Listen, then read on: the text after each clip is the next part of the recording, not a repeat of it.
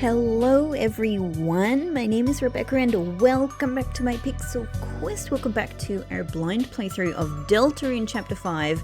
Now this is a very special episode full of all manner of bonus content. This includes seeing a different ending. This includes things, all kinds of fun things I went back and found on my own Steam. This includes things I found through being given suggestions by you guys in the comments, and this also contains my reaction to this chapter's weird route, which I've never done before on the channel. The full hour-and-a-half version of that part is up on the Patreon right now if you're interested, but this episode will contain most of the key moments of it.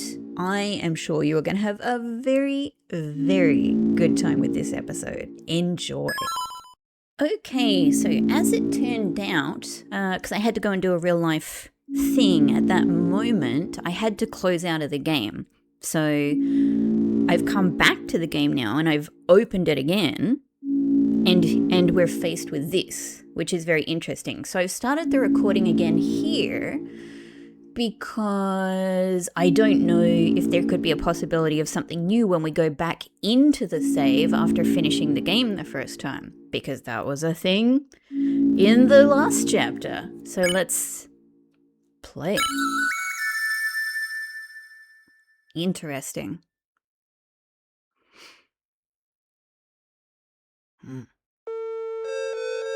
Okay.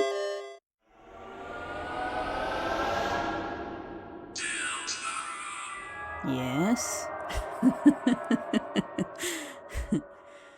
So far as expected. Alright. So this was the save where we finished. What I actually want to go, what I actually intended to do was to come back into an no, actually it was this save, wasn't it? Because it puts me right before the fight. Yeah, because I'm gonna have to do the fight again, the final battle, finish the game again so that I can get back to the choice with Susie and see if it might do nothing. But I have to go and see if we can go to the lake. I'm so interested.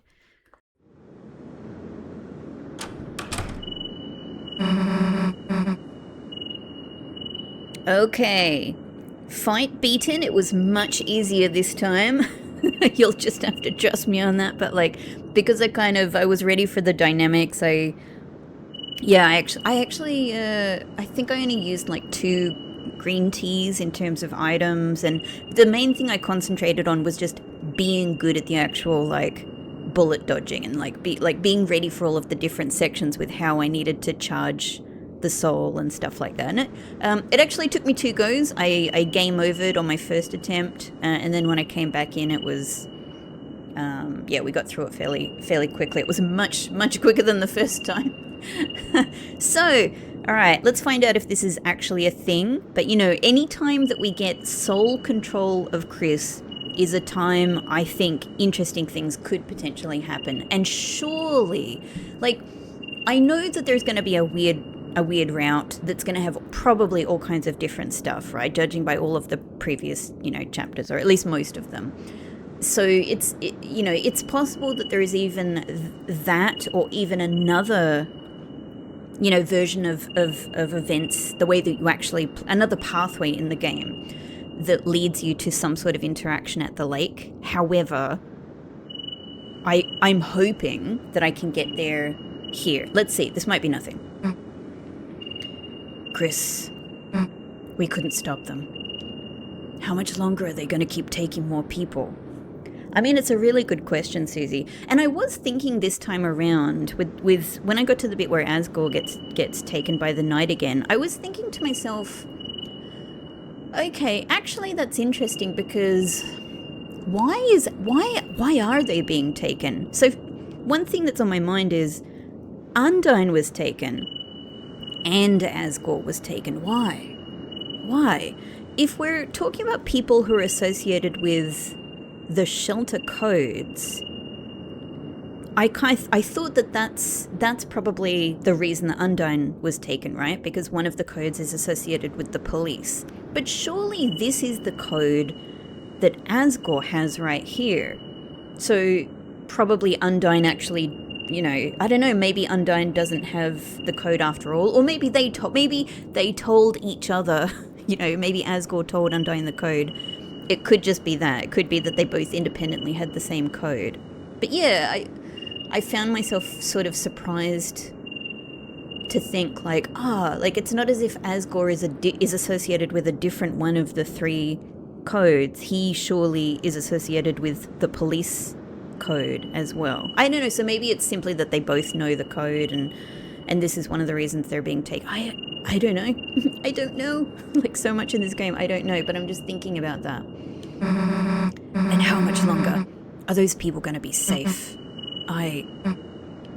Yeah, okay, so we can see the beginnings of Susie thinking about what she's going to talk to us about. I'm going straight this way. No! Susie.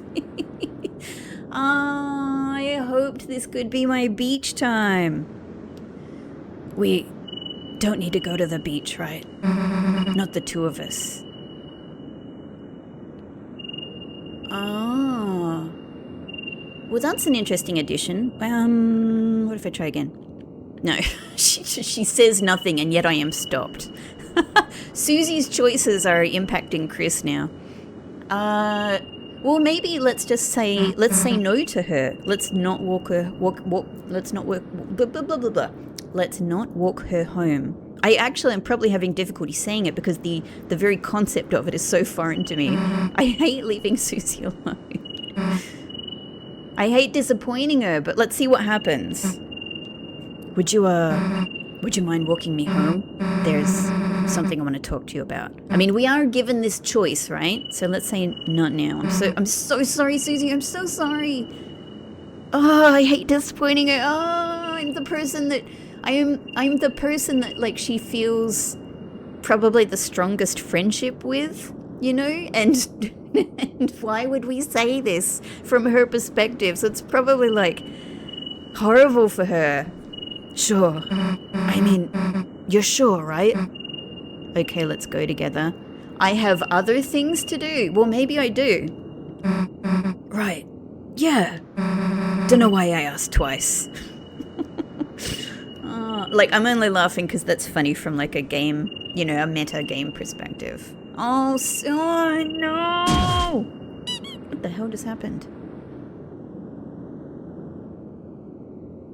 We're giving her a heart balloon? There were balloons on the ground, but where did we just find where did we find this? Huh? What, just you wanted to get a balloon first? Dumbass, I'm gonna pop it. Come on, don't look so pissed. Oh, now that's interesting. We're angry that she's going to burst our balloon. Interesting. That's kind of like that's an odd sort of implication conceptually, like in an abstract sense, but like, yeah, why? You know, we understand the way that Susie's interpreting it, but what actually is Chris doing? Did we get this balloon to give to her? What is Chris planning? Let's go. Oh, okay, she's not going to do it. She was just joking. So now I have a balloon, but we're doing the same walk? Hey, the lights are still up. Kinda. Heh. Okay. What is the balloon? So, about what I wanted to say. It's like, you know. Wait, hang on, I'm not in control anymore. I can't walk around the town. I guess you and me make a pretty good team, right? I've just been thinking about that, thinking about us. Okay, I wonder what it means conceptually that I, the player, don't have control over Chris right now. Since that day in the closet, since our first adventure. I mean, I didn't really find anything to do apart from, you know, going different places and Susie saying, no, not that way. You know what I mean? But it's just interesting that I don't have that control anymore. I wonder how I get to the... Surely, yeah. Anyway, I'll find out, but I wonder if there's a scene where I can go and sit at the lake and maybe meet Onion-san or not meet Onion-san. Or get on a boat and cross over to the other side of the lake where there's music playing or something. Since our first adventure, kind of feels like all of this has been ours. We'll skip through this because it seems to be all the same dialogue. You feel the same way. Let's slow down here, just because there might be new dialogue options or something. You feel the same way, right, Chris? Yeah. Okay. I assume I'm not going to be in control for this part either. I am not in control. Chris is in control. Susie's sort of in control. Susie and Chris are both independently in control of themselves. I guess what I wanted to say is, Chris, this can't just be our adventures anymore. People are in actual danger.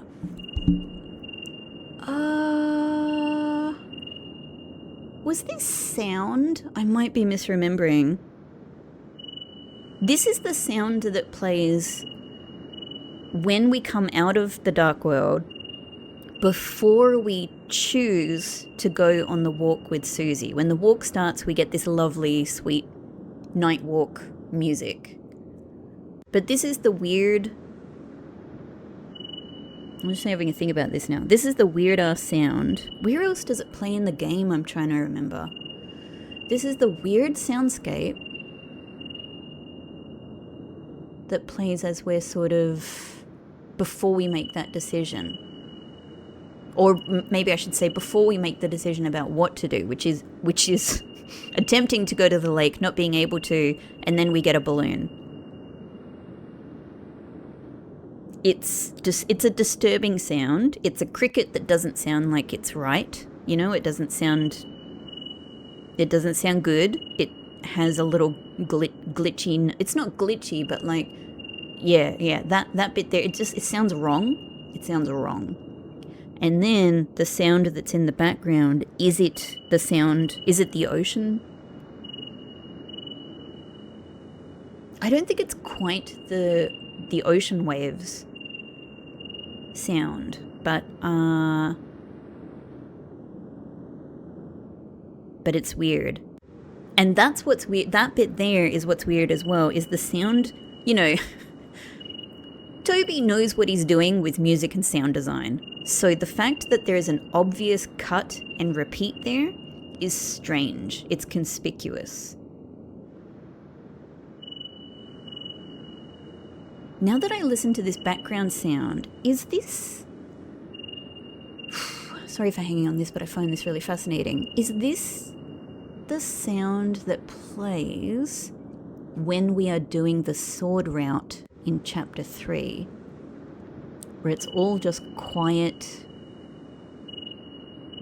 like gentle waves, maybe. Sort of the sound of... Maybe that's what it is. Your dad is in actual danger. We can't mess up anymore. We have to tell someone.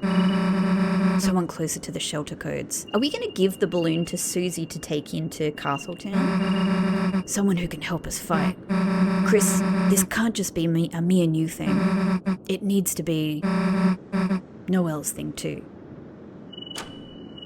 That is so interesting. Are we not going to give her the balloon?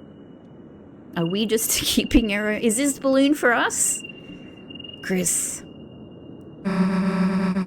Thanks for walking me home.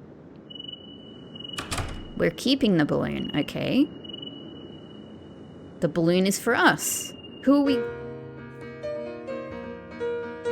Why did we have a balloon?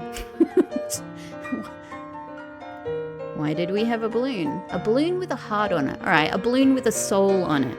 An orange balloon. There's an orange balloon, an orange soul. The orange soul is associated with fighting. We've just watched a whole chapter that sort of underpinned that, right? Underlined that point. Well done, everybody who did the flowery intro animation, by the way. Incredible. What an amazing moment. So I actually went back and looked at that first intro again at some point, and I tried, because the only thing really notable in the scene for me is the fact that in that very, very first part of it, there are shops, and it looks like one of the shops actually says Flowey. Maybe, let's see if any of this is different. Okay, this is the same. Star Walker there. Christmas things for Noel. So cute. So cute. Noel's little room that has an asterisk on it. Is it meant to be a snowflake? Susie gets some cake. It's nice that she has the little crown there on the bed. Okay. And apart from the fact that there's a balloon there,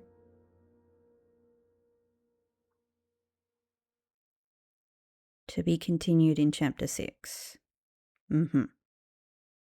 But we have a balloon now. But because the game didn't give me any control, I couldn't even look at my inventory to see if the balloon is there.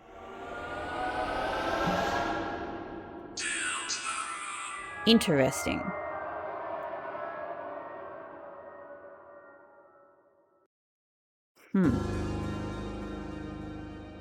Okay, there's a balloon.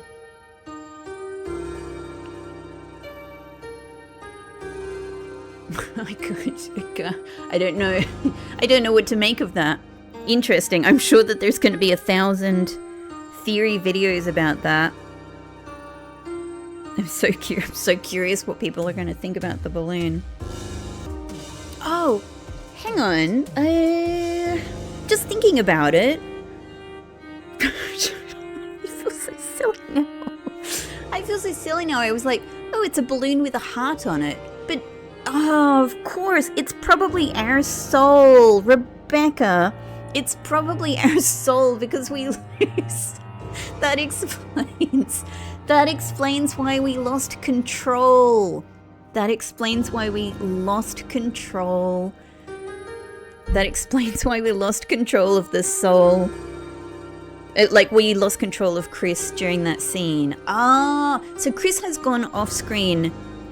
Not only have they somehow procured a balloon that is not deflated like all of the other balloons that we can see, but they have somehow inserted their soul.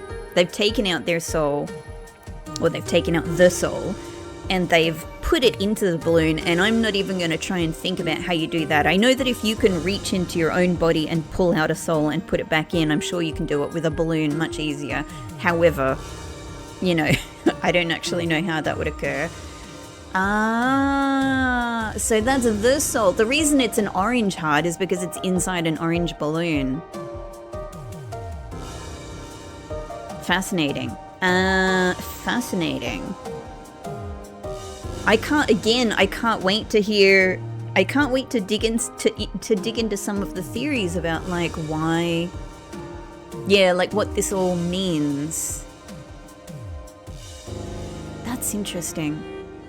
So I wonder as well. Obviously, I don't know anything about the coding of this chapter, but I wonder if that different choice that you make there, basically balloon or no balloon, is that going to carry over into the next chapter? I mean, well, I say probably. I don't know. I say probably, but I don't know.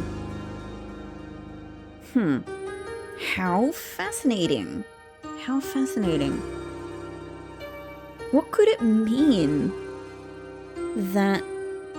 Because there's things that happen... there's things that happen in between chapters anyway, right? It's not as if other chapters imply, Chris goes and does things in between chapters anyway, right? In a lot of them. So it's interesting to think, could it matter whether we finish this game maintaining, control over Chris for that scene, where they go off. Either way, they go off. Either way, our interaction with Susie is exactly the same, right? It's exactly the same, except for the fact that we don't walk around, the town, where nothing, as far as I can tell, nothing really happens anyway, but it's possible I've missed something. Yeah, maybe there is something that I missed in that section of walking around the town, because that's the only thing I could think where having control or not having control might actually matter tangibly. But if not, then I can't really think why having control of Chris or having the soul kind of out of commission and trapped in a balloon would matter. But maybe, I don't know, maybe it is something that will carry into the beginning of chapter 6, and we shall see. Maybe we shall see.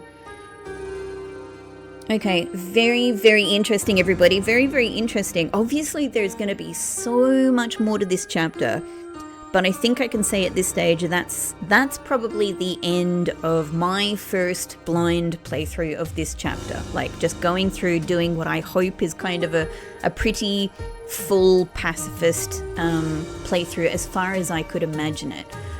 The thing for me now is to go back and try different things. I've never with any of the chapters played the weird route myself, so I'm probably not going to do that. But what I tend to do is just find another playthrough and watch, or at least find a video that explains what the weird route changes are, and listen to theories about it and things like that. So I'll probably do that with the weird route. I'm not going to play that and put it on the channel. I might have a think about whether I want to do a reaction video to seeing the weird route. That could be possible, but I'll have a think about how best to do that, because I would have to sort of find it and set it up. Other than that, yeah, maybe I'll just have a little think about some extra things that I can think of by myself to go back and try just on my own steam. I mean, one thing that comes immediately to mind is getting that bread challenge down to 6 seconds. It's a little thing, maybe, but I'd definitely like to be able to do that. And yeah, maybe there are some other things. We ended up with more pink dollars than we needed for the key, and I wonder if there's something else you can do with the pink dollars. I wonder if there's somewhere else, there's probably even some that I didn't find, right? So I wonder if there's something else to do with them, or is it just, maybe it's just a thing you can, you can collect if you maybe the game notices if you collect all of the pink dollars. I don't know. I have no idea, but that's a thing. And the other thing is egg. Now, I'd still like to not look this up. I could just look this up, right? I'd still like not to look this up. I am finding myself so interested in whether I can find egg room by myself. There's no way I'm going to make you guys watch all of that, because it would be very time consuming and really just be walking around, going in between every room in the game. The problem is as I've said before, I don't know if the egg room is going to be extra difficult to find, have an extra little step in it. I can certainly go and try all of the room transitions that I know of, right? And just try them and see if I can find it. However, it could be like it is in chapter 4, where actually you actually have to find a hidden room first, which is in a very weird spot that's hard to... I didn't notice it when I was doing my first playthrough of chapter 4, so it could be something like that, right? In which case, probably my original method isn't going to work. So I'm just going to try that by myself, and if I find it, I'll record it. Okay, I feel very silly, but something I forgot to do was to go through this door. I got excited about just going forward, but we've got to go through here and see what this is.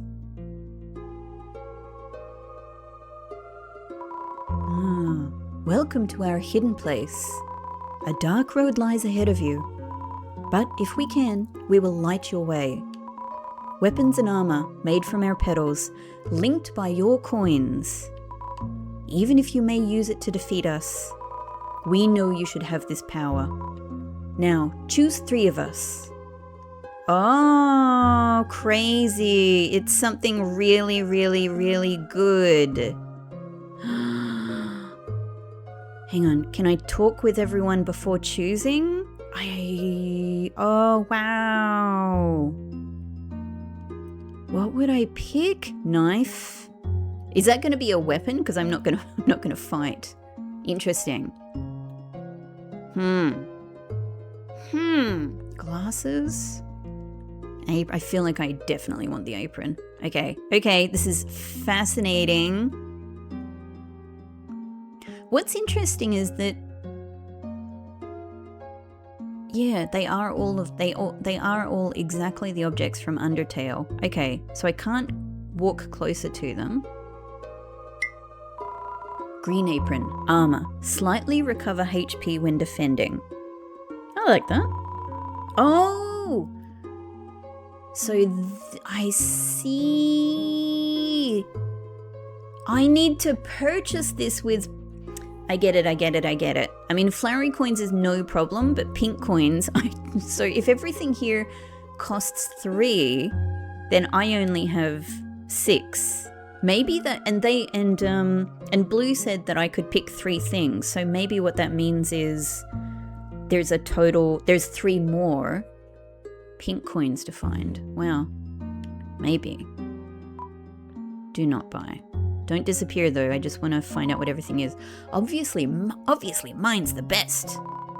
O-Glove armor, Susie's scythe mare will cost less TP. Okay. Probably not of interest to me, but thank you very much, Orange. If it helps you do your justice. Yellow hat armor, spells are 20% stronger. Oh, nice. I mean, but possibly. I didn't really use any spells. Mainly healing. You'll pick me, right? Aqua knife, a weapon for Chris. Ooh, it will be easier to get critical hits. Would be, if I were doing that kind of run, obviously that would be great. Let the path of love walk easy. Blue shoes, a weapon for Ralsei specifically. Pacify will cost 0 TP. But when would I use that? When would I use that? Not in just in regular fights? That's pretty amazing, actually. That's kind of huge if I could have that through the whole rest of the playthrough. Which I cannot, surely. You're going to need my tactics. Seth specs, armor, be invulnerable longer after taking damage. I mean, that also sounds incredible. That actually sounds specifically useful. I think the ones that would be the most relevant for me are apron. Yep, that sounds great. Buy. And Seth specs. I may need, a little bit extra vulnerability. That's just generally useful. The other reason that I want to try getting everything though is also just to see, just to see what they all say, right? Like just to see what happens. So some of them we can only put on certain people. That's kind of interesting. So if I were to put green apron on Susie, our defense goes up 1. We get defend heal. All right, back to cooking fire. And if we put it on Ralsei, hors d'oeuvres, anyone? Cool. Yeah, and we won't get anything for Chris, but let's just try it anyway. Yep, no comment. Interesting. Well, it's better than Netski hat now, so let's give Susie the ability to so does it mean that Susie will recover but the others won't recover? That's probably it as well. Okay, sounds good. And Seth specs. So defense is worse, but we get defense is Yeah, because I'm swapping a Netsuki hat, defense is much worse. 2 down. By the way, a tactician's glasses become invulnerable for longer after being damaged. And we get Inv time plus. Hang on, what did he say? I'm ready to do your homework. That's cute. And Sue's. And by the way, Green Apron says, the apron of a kind chef. The wearer recovers 16% of their max HP after defending.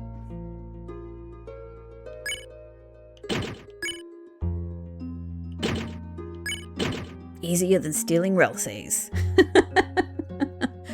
Hilarious.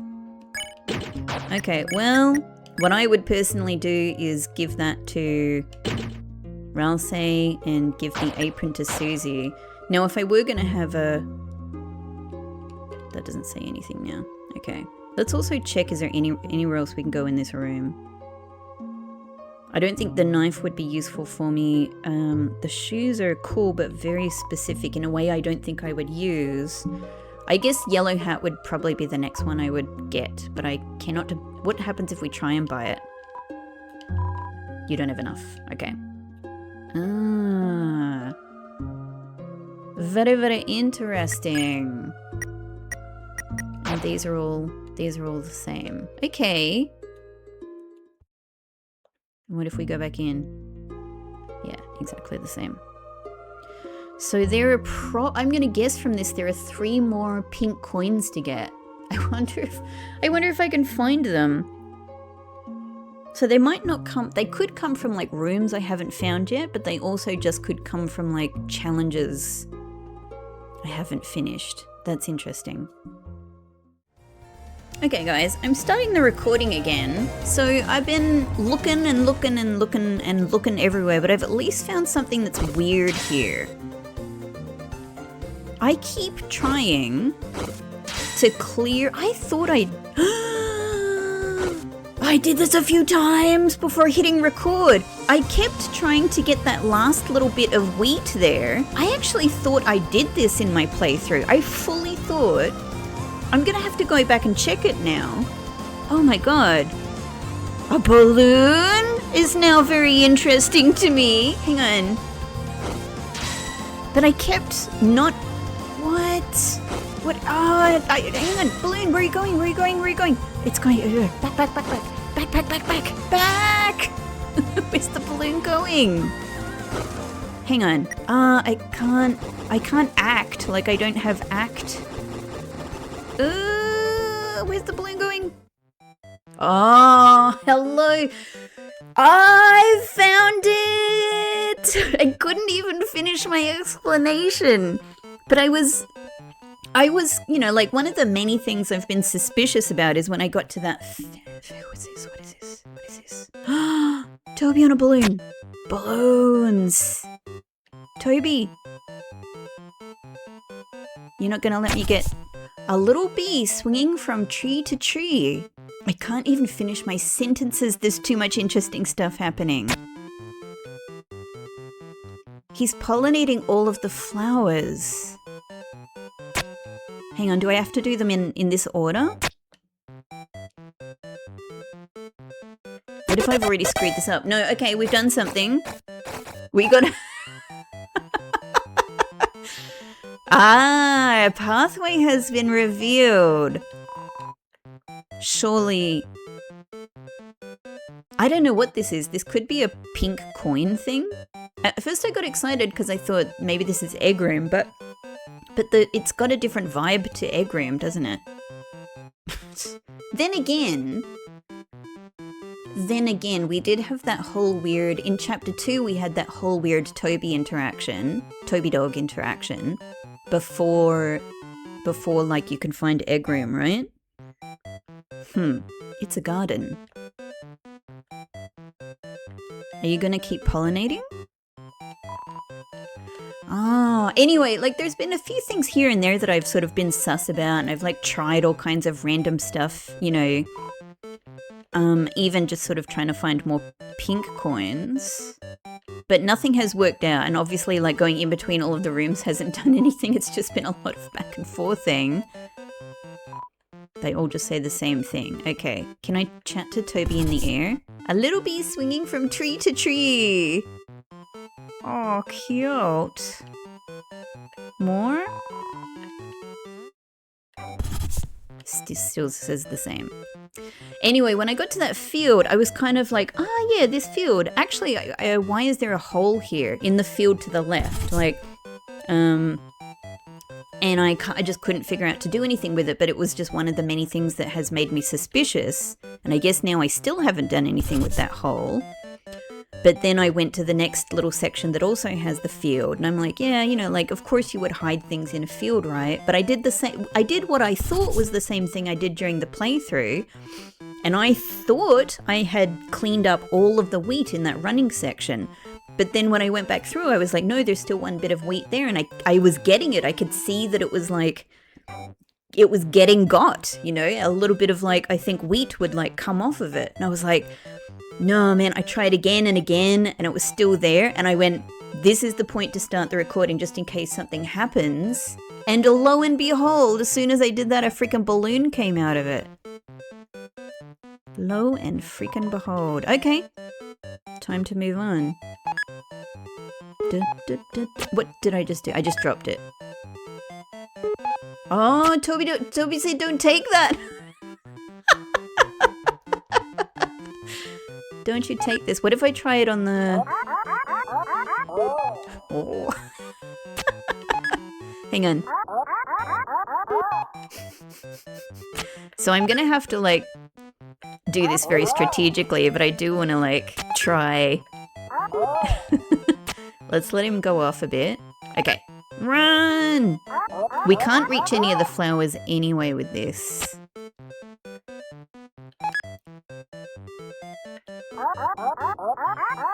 You never know. I mean, obviously I know that, you know, the intention is to go... This is so delightful. So it's kind of interesting that we've got the very 8-bitty music here, which could mean, you know, hey, you're in a bit of a weird glitchy area, right? But also could just be because it's a cute Toby moment. Yeah, so I don't know if this is just going to be a weird little pink coin thing, but it's feeling very strange, right? Maybe this is just okay.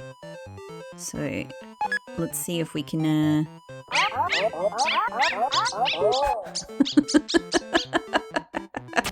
we're gonna have to do this instead. Oh, sorry. Go off. Bye. Bye, little bee. I want to try and get all of it.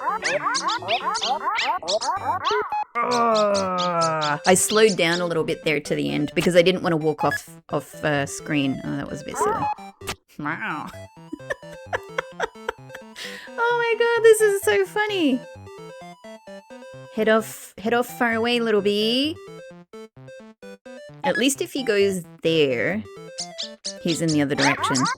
So walking on it makes little squeaks.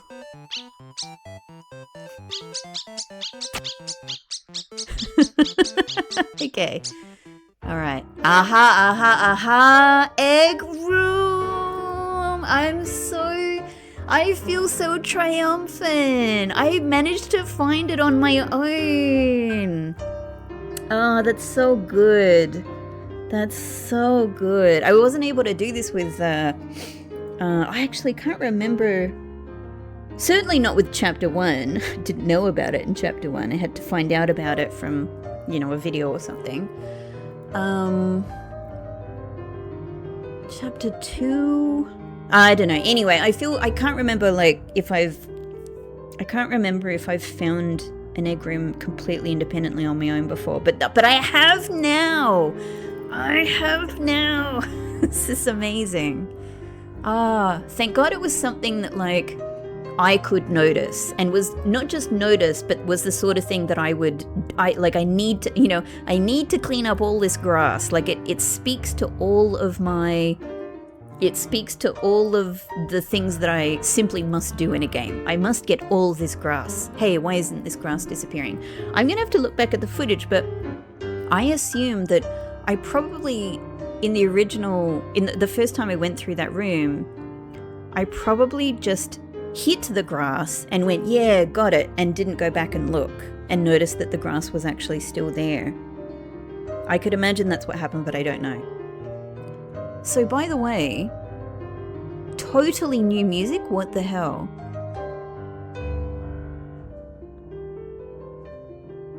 Very interesting. I mean, the egg room in chapter...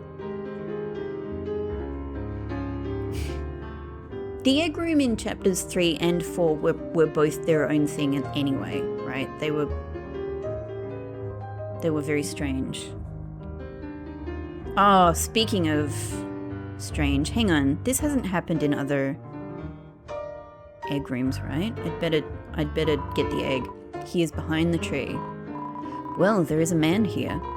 He offers you something. Yes. You received the egg. Ask for more? Ask for more? Or do not? I don't know what the Eggman would like. I really don't know. I'm gonna try ask for more. Well, the man put his hand softly on your shoulder and showing you his empty palm. I feel like I'm about to get slapped in the face. He put his finger to his mouth, smiled, and shook his head. Okay. It seems you have everything. Ah, really? He waved goodbye, looking away slightly after a moment. Chris felt a strange melancholy. It was a feeling that they should not look for the man anymore. Huh. I guess... Probably, look, who knows? Probably what this is the game telling you specifically. Like the shadow crystals,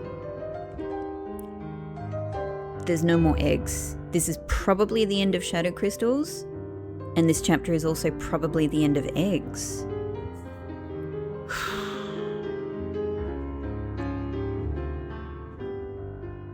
Most likely. Even though they had never done such a thing in the first place. Well, there is not a man here. But on Chris's shoulder, a weight remained. A weight that carried far, far into the distance. Do you mean, when you say a weight, do you mean an abstract weight as in a burden? Or do you mean the actual feeling of a weight of a hand on your shoulder? And are we feeling that the Eggman still has their hand on our shoulder, though they are sort of far, far into the distance?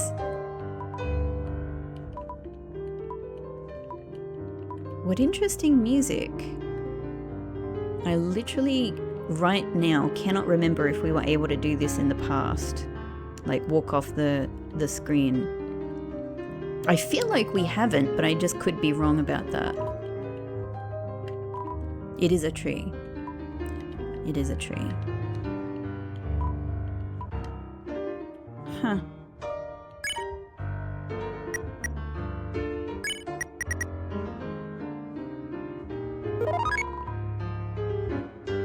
I used the egg.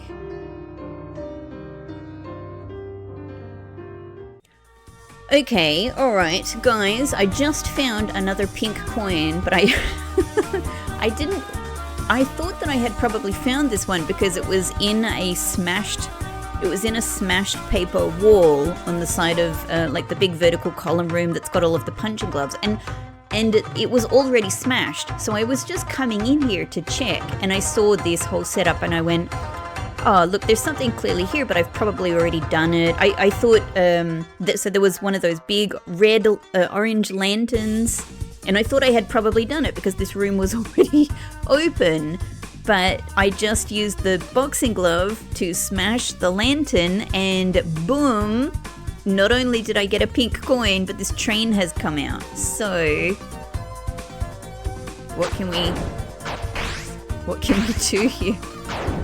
Nothing? It's adorable. This is so great. Hang on. Oh god, this is the one thing I can do, right? I thought we would smash the train and like make this poor thing really sad. Oh, hang on. It did actually hit the train though. Something came out. I hate to do this, but okay. It didn't hit. Oh my god. I'm so sorry, dude. You should be able to enjoy your train time. I was just hoping it might. Okay. Oh, did a little bit of blue just come out of that? Or was that like my... It does look like a little bit of blue, like electricity just came out of that. Because we've probably damaged it. Maybe it was simply, maybe we're not damaging the train. Maybe it's simply that when the glove hits something. Yeah, like little thing. Oh, there we go. It was just getting on. This rules. I choose you, Susie. Nice Simpsons joke there, Ralsei. Thanks, man. I never been choosed before. Oh my god, adorable. Chris, you're also a choo-choo chosen. Shall I choose you? Or should Susie be your first chew? Meaning first kiss. Damn, you think I'd be Chris's first chew? Chris is probably choosing all over school. Wow. Oh right, of course. Huh. That's probably that, but like how freaking cute. No other acts available. Okay. Wow. I love it. I must have broken this freaking wall and not actually come in here like a fool. I can't remember what it was, but how ridiculous. How ridiculous. Does this screen do anything then? I mean, yeah, like it's not smashable. Okay. So I think this is it. So good. So good. I'm so glad that I managed to find this eventually. Alright, I'm cutting you guys back in. I have just found this. I couldn't really remember exactly like how this whole platform section worked the first time I went through it, but I was a bit suspicious of this vine up here, and I fell myself down. Pew! And then this brings you back up, and that... Oh, hang on. I think I need... Oh no, I don't need to do this through an act, do I? We just do that. Yes. So I have one more to find. I don't know if I'm going to be able to do it, but I'll cut you back in if I manage to pick it up. Guys, I think I just found a whole freaking room I never found. I was just... where was I? I was in the part of the castle where you have all of like the spinning blades behind the paper screen. I obviously just didn't go left at some point here. So I just walked into this room and Ralsei has just said, this seems optional. Apparently it was because I missed it completely. What the freaking hell? So it's another, hang on. This could be my final. I can just grab things. Hang on. Okay. That gets us more screen. I see. All right, and we've got to get up there. Okay. Oh my god, I missed this entire room. So. Ah, and there's a sign hanging there that we've got to knock down for something. Okay, so what have I got to play with here? We've got this big one and this smaller one. So if I put that there, I get 2 platforms. I like that. I don't think that works as well. That gives me 2 places to jump. I like that. And if I don't know, like, there's not really any way for me to make 2 different platforms with this, is there?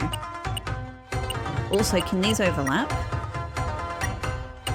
Maybe. So I don't know. I don't know if I want this to be... Let's just do this. It's as high as it gets, right? Can I... So we can... I see.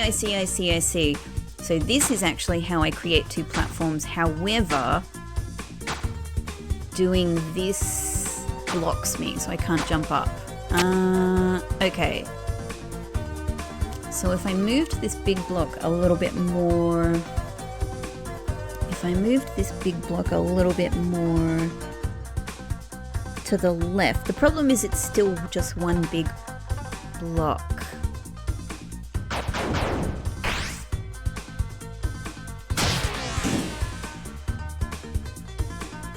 Okay. Like if I put it here, cool, I'll be able to jump onto the thing at the bottom for absolute sure. You know what? Let's just give that a go initially. Maybe we can knock the sign down at the very least. Hey! I need to go into the other mode. Thanks, Ralsei, for your help. As a trick to this puzzle, maybe you should stand on Ralsei. Ah, no, hang on, but that's what I was doing. It's a boy's treat for a guy like him. What do you think about that, Ralsei? It's a boy's treat. Nothing over here? Okay. Alright, hang on. Let me just think about this. I feel good about this. Yeah. There's my... Okay. I need to... Obviously, I need to use this top one. Okay. Let's try something different. This might even mean... This might even need like a different combination of the 2 blocks. Because... Actually... Does this make any... What difference is it going to make? Because... Ah! If I put it here, I should have a platform... Yes. I should have a platform at the top, but also a platform below it that I can jump on that isn't covered. Yep, covered up.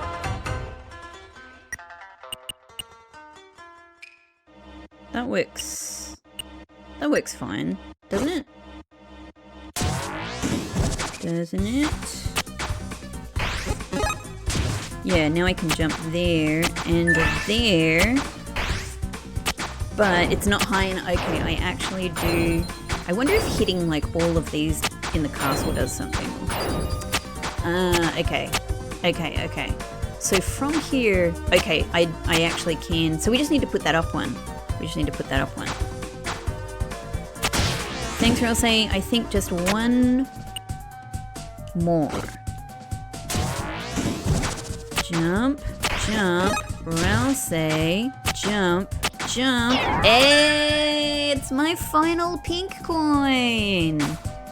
So I think from here, I can go and purchase another armor. Amazing. Okay, we're back at the pink door. Let's go. I'd love to try all of these, but for now I can only get one more. Gosh, I love this music. Very Illusion of Gaia. I love it. And I think I would get cowboy hat. That said,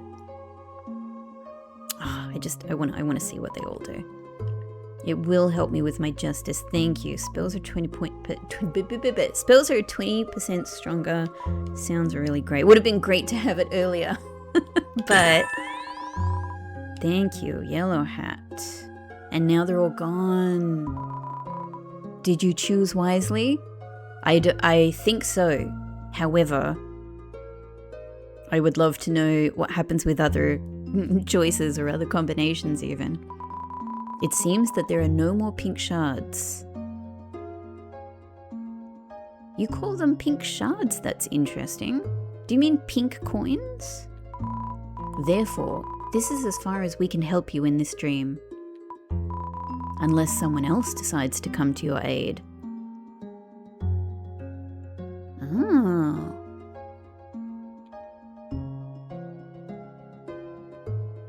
And then, oh, hello. I don't know if I should click on this or talk to... Flowery Scarf. Ralsei's ultimate weapon. Only costs one... Hang on, but I just used... I don't have... Is there a... Oh, man. I thought that was probably all of them. I probably need to find another one. Obviously you need it, don't you, Rally? Buy this for $1 flowery dollar. Oh, flowery dollar. Sorry, not pink. Yeah, okay, we're good. I have so many. I can give you so many, man. I just realized my flowery dollars are nearly at 1225.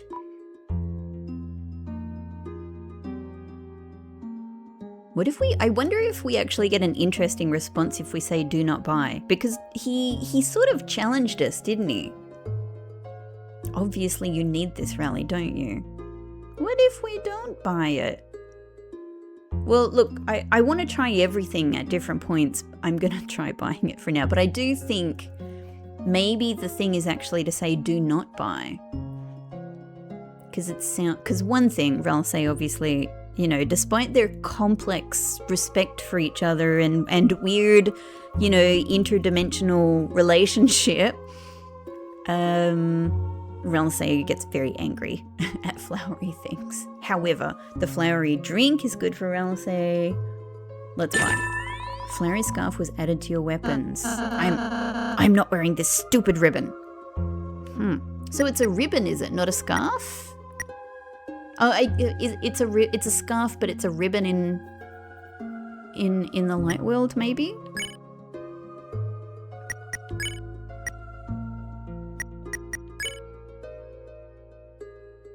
Ralsei is not wearing it. A scarf which says, I love flowery on it. I heart flowery. It's the perfect size for Ralsei. It doesn't fit. Huh. That's wild. But no one else is going to be able to use it. Nah, that's for Ralsei. Huh. How interesting. I wonder if...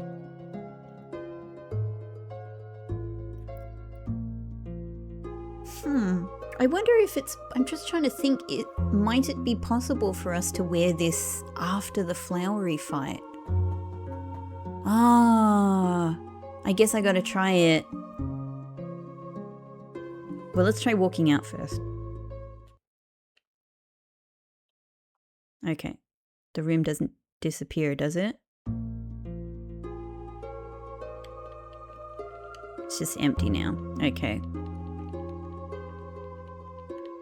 Gotta do a perimeter check just in case.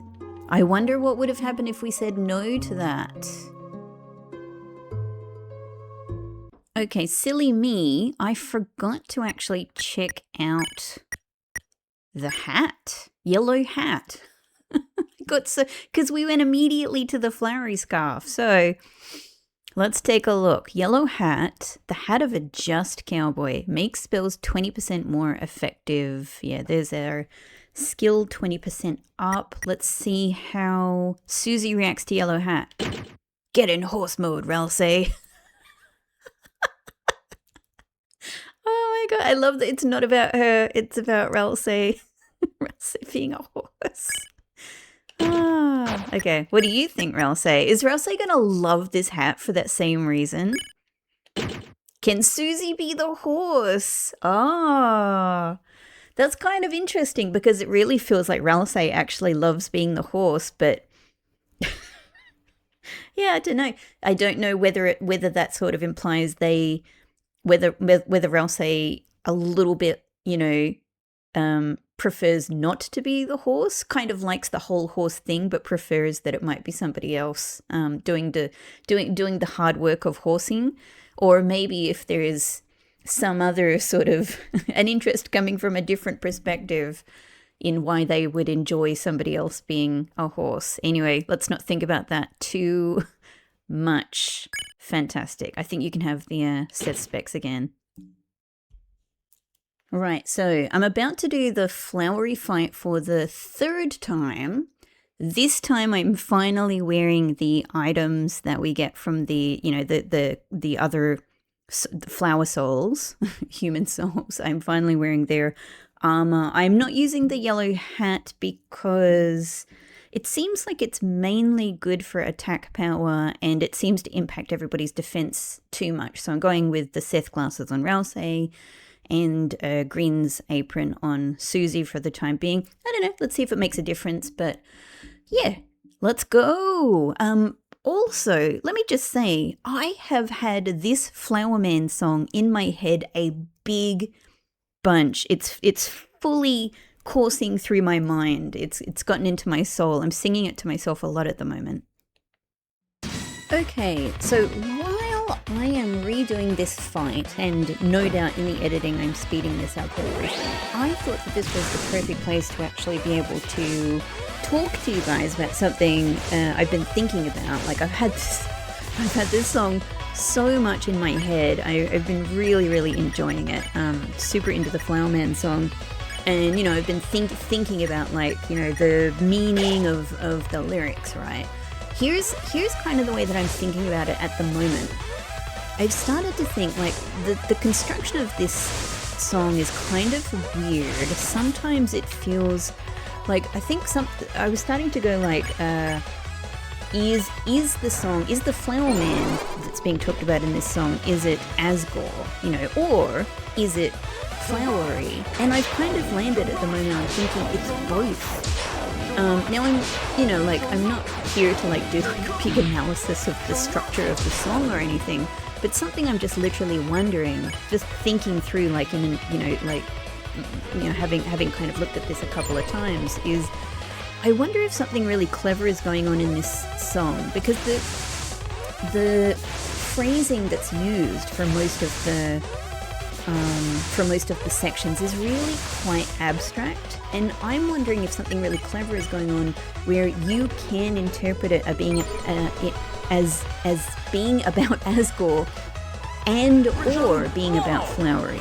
And I wonder if it's meant to be sort of like that. Partly explains some of the oddities in the structure of the song. 10 feet 20, the Flower Man is waiting for the touch of his hand.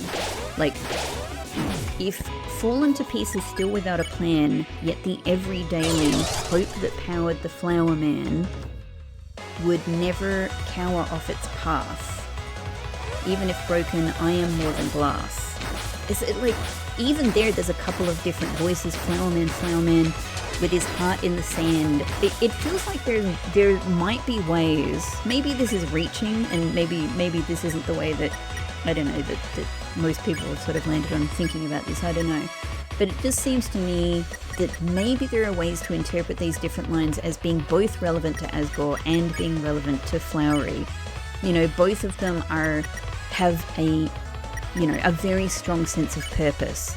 Both of them are, let's take one line. With his heart in the sand. Well, flowery is a flower. His roots are in the sand, right? So there's that. Maybe also with his heart in the sand being interpreted as Asgore. I mean, now that we've, seen it, it could relate to the code that's in the sand. Of originally I was thinking what does that line mean? Because it's sort of mean that he's downhearted or something like that. But it might literally mean something about his heart being set on the code that is hidden in Flowery's sand. And Flowery's heart is his roots in the sand or something like that. Interesting. So he stands to watch the whole wide world from a can, way up high in the sky, with the sun in his eyes. This is, oh man, there's so many, like, the life forever for flowers definitely is easy to imagine that it you know, it applies to both of them. Both of them are dedicated to the flowers in their different ways. Seeing the world like from a can, what's very easy to imagine that even though it's within glass, that might speak to Flowery being encased, you know. And maybe in Asgore's sense, it speaks to him being, I don't know, like being kind of trapped within a circumstance or something like that. Like it's, you know, I'd be really curious eventually to look at people, like music theory people, you know, actually analysing the structure of the song, which is a bit beyond me, and what it might mean in that sense. But yeah, 10 feet 20, the Flower Man. I don't really know how to read that because it's an unrealistic height. But maybe it's, I don't know. Maybe it's just like both of them seeming bigger than they are. Like the flowers all super admire Asgore, so if you see it as being about Asgore, he is a huge guy, but there's no way that's his height. But for them, little flowers looking up at this giant monster, you know, they might be like, wow, he's the biggest guy in the world, you know, and in a more abstract sense, it's a measure of their admiration for him. If you imagine that line being about Flowery, maybe it's that he is reaching so far above himself. You know, he is trying to live his dreams. And neither of them would cower off their path. That makes a lot of sense. Even if I'm broken, I am more than glass. That makes perfect sense in hindsight for Flowery, because Flowery's jar gets broken and it's saying that won't stop me, I am more than glass.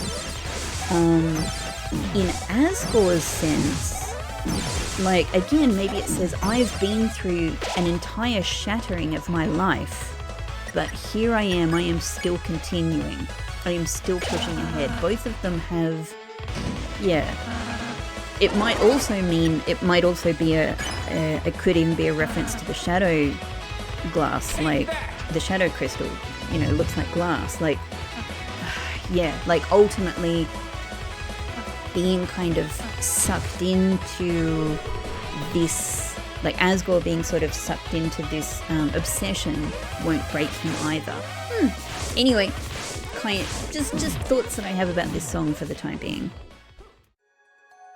Okay, here we are post Flowery slice, sad, and let's see now. I am going to expect that there's a change here. Oh, what? Hang on. Do I have to, maybe I have to move things on. Maybe I have to, it's broken, hey! It's broken scarf now. I was like, where is Flowery scarf? A scarf that was torn to pieces in the battle, revealing it was all for show. Ah. But how was it torn to pieces in the battle? Because we had it. So I guess it's sort of like it's connected to Flowery is the implication? Because Flowery was broken. Revealing it was all for show. Susie ... But I don't think I get Ralsei back after this, so I don't think I can try it on him. He just had to go and be dramatic, didn't he? Idiot. Chris, please go seal the fountain. Yeah, I think that's that. Ah, okay, well, that was interesting. So it turns into the broken scarf, and I guess the implication is it's sort of like it was a part of Flowery, it's connected to Flowery. But still, we have it now, so that's kind of interesting, because maybe then in chapter 6, this will become, yeah, like maybe we can see a Ralsei sort of reaction to this, and maybe, I don't know, like maybe it will maybe we'll revive it. Maybe our, our, what is he called? Like the hammer guy in Castletown can fix it. It's a broken thing, right? Maybe it can be fixed. Okay, well, that's interesting. Okay, so I'm just continuing with the ending. I don't think there's anything else I can really experiment with at this stage. But I wanted to just say that as I was watching this scene again, I suddenly realized, like, what happens in multiple chapters is the main antagonist of the chapter, i.e. Flowery in this case, Tenna in chapter 3, they end up getting broken, and in both cases, Susie is the one who is fully intent. Susie is the one who repairs them or actions repairing them. Susie is the one who is full of the motivation to not let things be. Even when we go back to chapter 3, Ralsei was effectively the one talking to Tenna and being like, well, your obsolescence can't be helped, right? Us darkness should just accept that. And Susie busts in and says, hell no, you should fight for your right to survive. And she does. Like, she fights for Tenna's right to survive. She's the one who makes sure that Tenna gets fixed, and she's the one saying we have to find Tenna a home. In this case, Flowery is broken. Susie is the one who does not accept that. She doesn't go, I don't care if you accept your fate. I don't care if you were meant to only live for a day. I'm going to go and get freaking tape.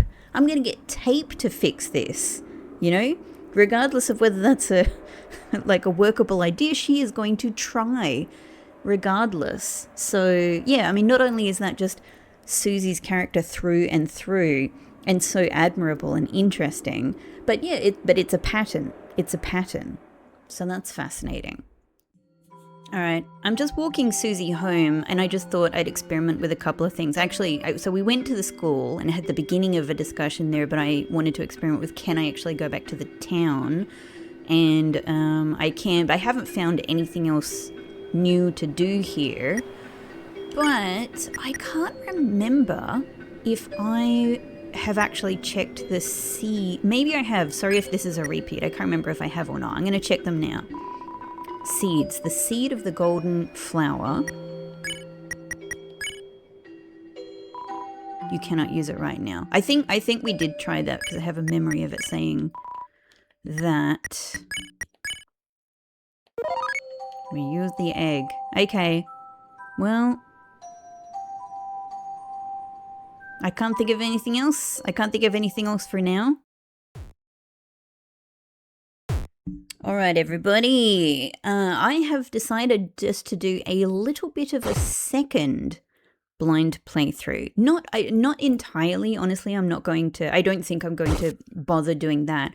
I really just want to go back to try some different options in the festival, mainly. That's my main interest. But I also want to try a couple of other things just at the beginning part of the game. So I'm just getting started from my chapter 4 save again, and I might not even save this, but I'm going to cut you guys into a couple of those different points, like when something interesting happens, when I'm going to try a different choice, or when I have something interesting to say, right?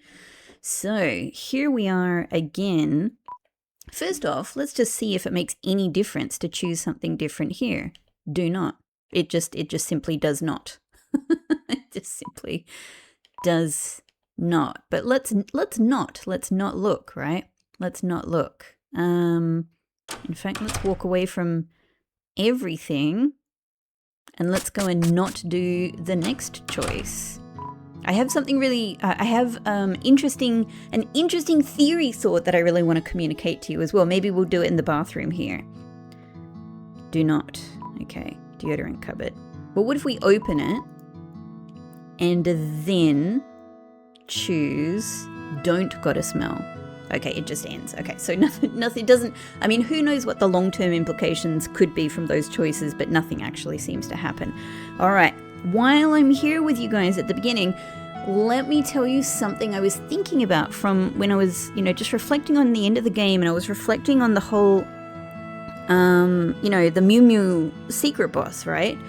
And I thought, I think that this boss, all of the secret bosses have, I think, these really particularly interesting implications for Chris. I don't think that's news to anybody, right?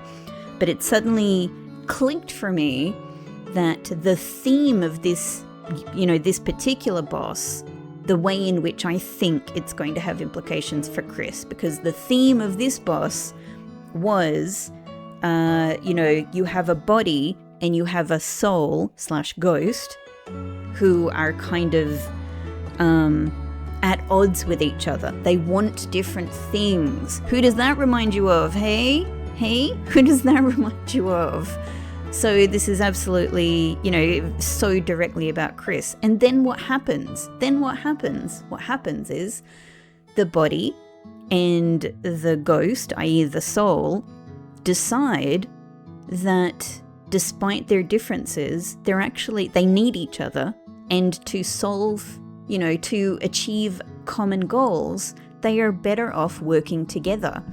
I think, this is definitely going to be what Chris's ideal pathway is. I don't know if it's what the definite pathway for Chris is going to be, but I think it's definitely going to be Chris's ideal pathway that actually, because I've been thinking about this for a long time, it's bothered me that no, it's not bothered me. I found it super interesting to think about the fact that both sides of Chris seem to be complex and sympathetic in their own ways. I don't think whoever is controlling Chris is necessarily sympathetic. They might be proper bad with bad intentions, or it could just be selfish intentions. I don't know. But Chris themselves is obviously unable to really fight whoever that is directly. Whatever they're being threatened with, or whatever they're afraid of, it's forcing them to sort of comply. But they themselves are, for sure, an extremely lovable and sympathetic character who's obviously been through all kinds of trauma and terrible events in the past, and maybe for many, many generations of the time loop. I don't know, whatever it is, we don't know. But they've been through bad crap. But they're a good little. I think they're a good little kid. The soul. Sure, it's easy to imagine that the soul could have evil intentions, I think, but I don't think I subscribe to that idea. Maybe part of the reason I don't subscribe to that idea is because I don't play the weird route. But it's all complicated by the fact that, of course, whatever the soul does in a lot of cases, we are the ones enabling it, right? We're often the ones who are actually controlling what the soul does. So, the fact that the soul and Chris are often against each other and often seem to be, outright, full on, angry at each other and trying to keep the other one, out of control. Is at least in part explained in many cases by the fact that Chris is doing somebody else's bidding. Chris is doing things they don't want to be doing, but they, so yeah, anyway, so there's all of that complexity, right?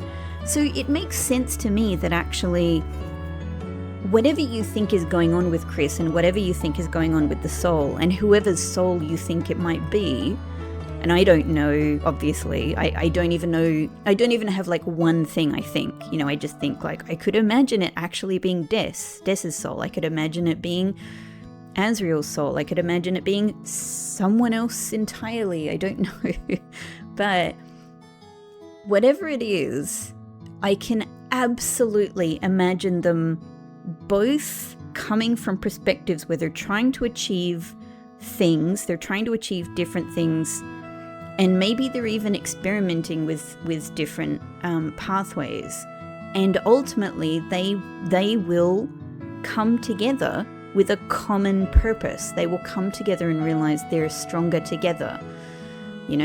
Maybe that's Chris. Maybe that's because Chris will eventually learn to or have help to defy whoever is threatening them and making them do things they don't want to do. Maybe, you know, maybe like the maybe weird route stuff has something to do with like interrupting, I don't know, it seems pretty bad. I don't know what chapter 5's weird route is at this stage, by the way. I know what chapter 4's, you know, and all of the other previous chapters were. So it seems pretty bad. It's not good stuff, right?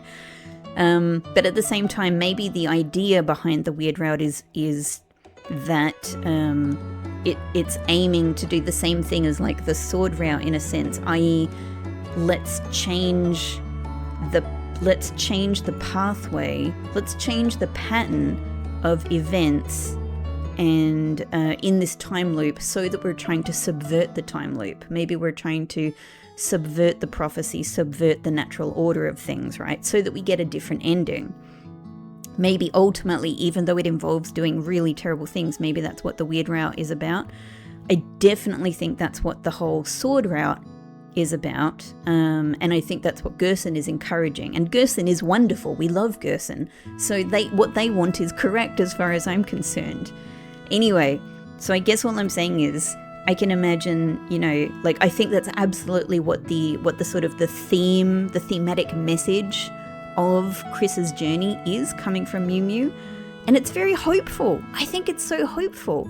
I think it's what's going to happen, or I think it's one of the possible things that you know will happen. I think it's actually it's one of the most hopeful secret boss implications I think that we've had so far. Really interesting. I can't wait to think about it some more. But for the time being, I'm just going to try some weird stuff in Castletown and the festival. Okay, only a couple of seconds later, and I've decided I'm going to try some things that I wouldn't normally try, and I'm gonna say I don't have time to make toast for my poor hungover mother. My poor drooling hungover mother. I'm sorry, Toriel. I am busy. Too busy, I see. Then I suppose I will just wither away. Oh my god. She is giving me the mother guilt. Oh, is that the end? Go have fun at the festival, honey. I am certain Susie would love to. That's the end of our conversation. Oh, ouch. Ouch. Let's try calling her. We did that before. That would be really causing a clamor in her head. Oh, okay. And this is the other thing I decided was I'm gonna try the glass in a few more places that I didn't before. For some strange reason, for just a brief moment. No, we saw this one. It's because Toriel is holding somebody. Yeah, holding them up. Alright. That's not a new thing. On we go. Okay, I'm gonna say something different to Asgore in response to this. I didn't know that. I'm good. Since we just did something really, I think really rude to Toriel, I'm gonna say I'm good. I see. Yes. I hope you're having fun. Wow. These are conversation enders. I feel evil. Come by with your friend later, Chris. I'll give you a free rose. Oh my god, we miss all of his talk. We miss all of it. Wow. Okay, very interesting. I'm back in Castletown, and now I know what this means. Well, to be honest, I don't know what Obby means. I don't know if that's a Roblox thing. I don't even know if I'm saying that correctly because I know so little about that. I literally only learned about that game for the first time from the H Bomber Guy video that was very popular. It's the first time I ever heard of that. So I don't know if Obby is maybe a mispronunciation, which is, you know, common for this guy, or, you know, to do with that game. I don't know if I'm misunderstanding it, but obviously I know what the pink coins are now, and then it's a cat girl time. Of course, we know what this means now. Fascinating. Alright, this is one of the ones I wanted to try. I'm just going to try one more thing, right? One more thing here that I didn't try the first time. If there are other like really interesting things to do, I'll wait for you guys to sort of give me hints about that. But obviously, this is what I'm going to do. Obviously, we are doing duck outfit. I don't know what hat should go with duck outfit though.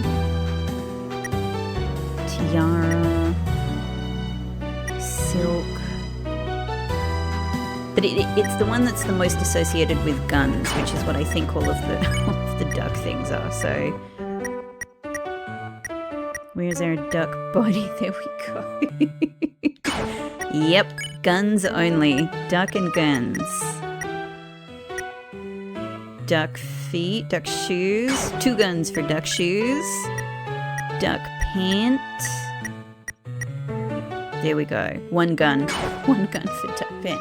This is we're gonna give Susie the full duck. Duck only. Ducks. This outfit sucks ass. Is that okay? Yes.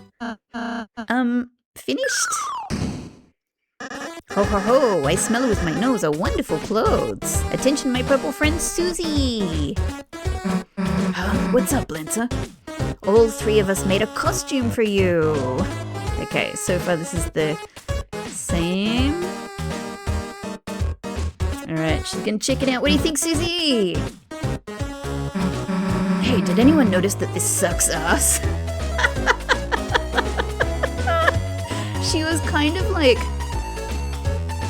a bit more, you know, like a bit more polite about the other one.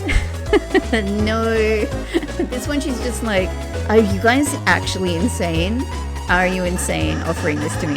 Ho ho, yes, it's to cancel out your normal greatness. Otherwise, kaboom, the soft cream girl may be destroyed. Thanks, you guys, but maybe I don't need to. She cannot believe how low we have sunk.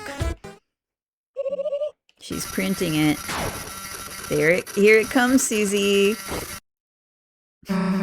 Wait a sec.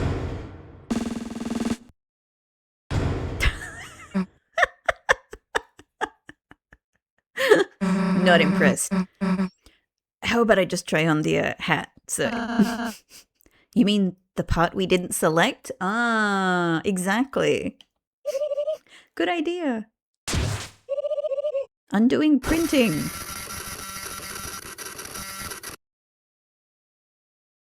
I assume she'll take the same hat.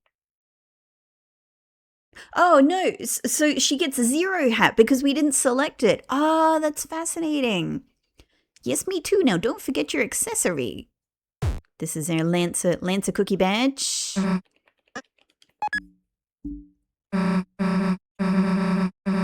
Alright, she's as good as she's going to be, she guesses. So maybe the only next thing to try with this is when we leave and it gets forced back onto her. I imagine that it might turn out to be something different in the light world.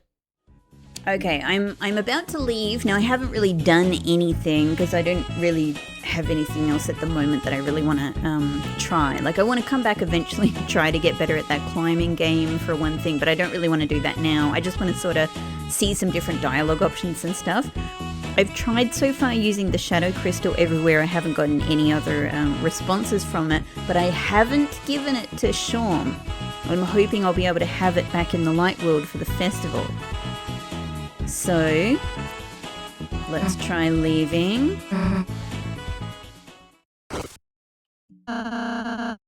You have a great day too, Ralsei.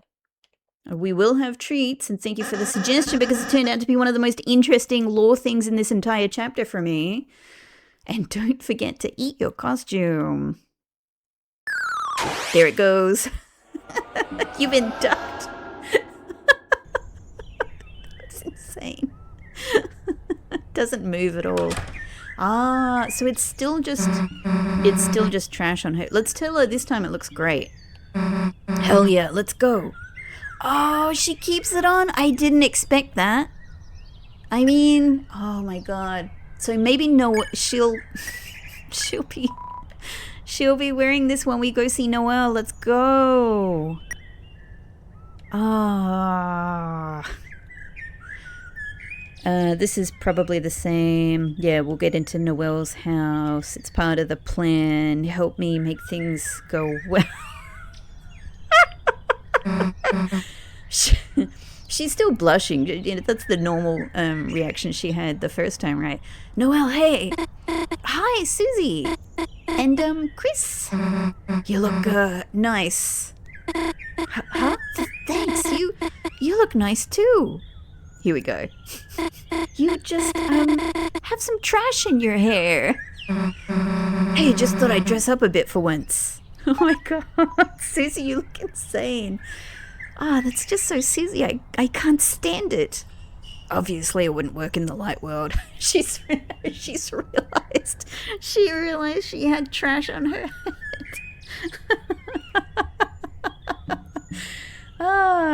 And she's not angry at us for telling her that she looked great. We got away with that one. Hilarious. Okay, I'm back really quickly again. As soon as I got control, I have tried using the glass. It looks like something interesting will happen. This is just what I was hoping for. You looked through the glass. For some strange reason, for just a moment, you thought you saw Susie in a far-off window, unkempt and glaring. I mean, you know, what we know about the shadow crystal is that it's associated with fallen dreams, right? It's like, I'm not sure how to apply the same logic to every response that we've gotten with it. I'm probably gonna have to go away and think about this a little bit more. But I suppose that what this is probably showing us is another possible series of events where Susie is not going to the festival. Whether we're imagining this is in the past or in another dimension, right? Or another timeline. Susie is not going to the festival and she is bitter and angry. She's not here with friends, with company, with a crush, having, you know, living her dream. This is the fallen dream, Susie, with no hopes. Interesting. Okay, guys, oh my freaking god, I've just had a new thought about this that didn't occur to me the first time. I was just so, oh my god. No, I'm spiraling in a vertigo way. No, I don't like this thought that I've just had. Everybody. I didn't think about this at all the first time. I was just thinking, oh, we're having fun takoyaki times. No, I've remembered that Susie says that I can't remember what it is. We'll see it in a second, probably. Oh, no. Susie says, like, that it tastes like onion or something like that. It's octopus balls. Oh, no. Is the implication here that Onion-san has been chopped up as an octopus and cooked into takoyaki? No. No. Onion-san, no. Oh my god, that is so dark. Because, I mean, look who's freaking running this thing. I didn't make this connection before. I was just like, cute, happy fun festival times. I was having a great time. I was just thinking about the date. I was focused on the date. No. This is horrible. No, Onion-san. Okay. Okay. Wow, this did not occur to me at all the first time. I didn't put two and two together. Now I'm really curious. Alright, okay. My mind is splitting into two here. This is actually the implication that we're meant to pick up on. Susie said, why would she say onion? I just thought I don't know what I thought the first time. I don't think I was thinking much about it, but I think I was just thinking, Susie doesn't like it. And quite frankly, I don't really like takoyaki either. I like the idea of takoyaki. The dough is very nice, but I don't love octopus. You know, I've tried it many times in lots of dishes in Japan, and it's just not my favorite. I love squid. I don't love octopus. Anyway, that's by the by. So when Susie didn't like it, when she said onion, I was just thinking, yeah, like that might be how she's just describing a fairly bland. I love onion. I don't just mean onion-san. I love onion-san, and I actually also just I love onion. I love onion in almost everything, as a food. But I don't want onion-san to be food. I don't want onion-san to be food. But that seems to be the implication. I think I just thought that was her way of describing something that was bland or was a taste she didn't like. I didn't think about it. I think in part also because I don't think about onion-san as an octopus. I mean, we've never seen what's below the water, right? We've just seen onion-san's head. I don't know if they have tentacles down there. Do I? Like we've seen. Hang on, we've seen like maybe one or two little tentacles come out of the water, I think. I'm trying to remember now. But I have to say, it's not very octopusy to me. I don't actually think about onion-san as an octopus. So I didn't make this connection for probably multiple reasons. But now I have instantly made this connection.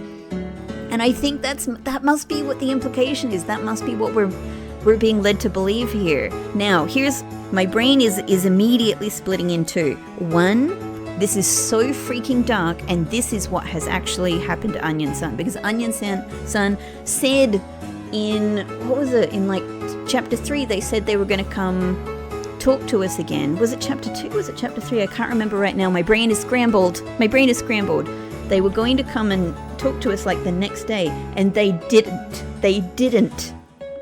We had other happenings at the lake, but we didn't see them again. We haven't seen them since. And I haven't been able to get to the lake in this chapter so far. I don't know if you can do it through some other means, if you do it in the weird route. I mean, apart from like the way that the date goes, yes, we go to the lake, but like, yeah, Chris hasn't had like their private time at the lake kind of thing. We haven't had anything happen there, is what I mean. So maybe this has actually happened, and this strange dark being, you know, who obviously has a relationship with Gaster followers, has fished and chopped up Onion-san and cooked them into festival food. That's one interpretation. Luckily, I have another interpretation, which is that this is all a terrifying misdirection from Toby. Toby is suggesting that maybe Onion-san has been cooked into takoyaki from this absolute weirdo. And yet, like the end of chapter 1 and the beginning of chapter 2, when we were all at the beginning of chapter 2, after the scary ending with the knife, we were like, ah, and then it turned out, well, it did. Turned out two different ways, didn't it? It did turn out that Chris has a scary side, but it didn't. But the whole knife thing with Toriel going, the knife, turned out to be a misdirection, and various things like that. So maybe actually we will see Onion-san again. That's the hope I'm going to live with. But jeez,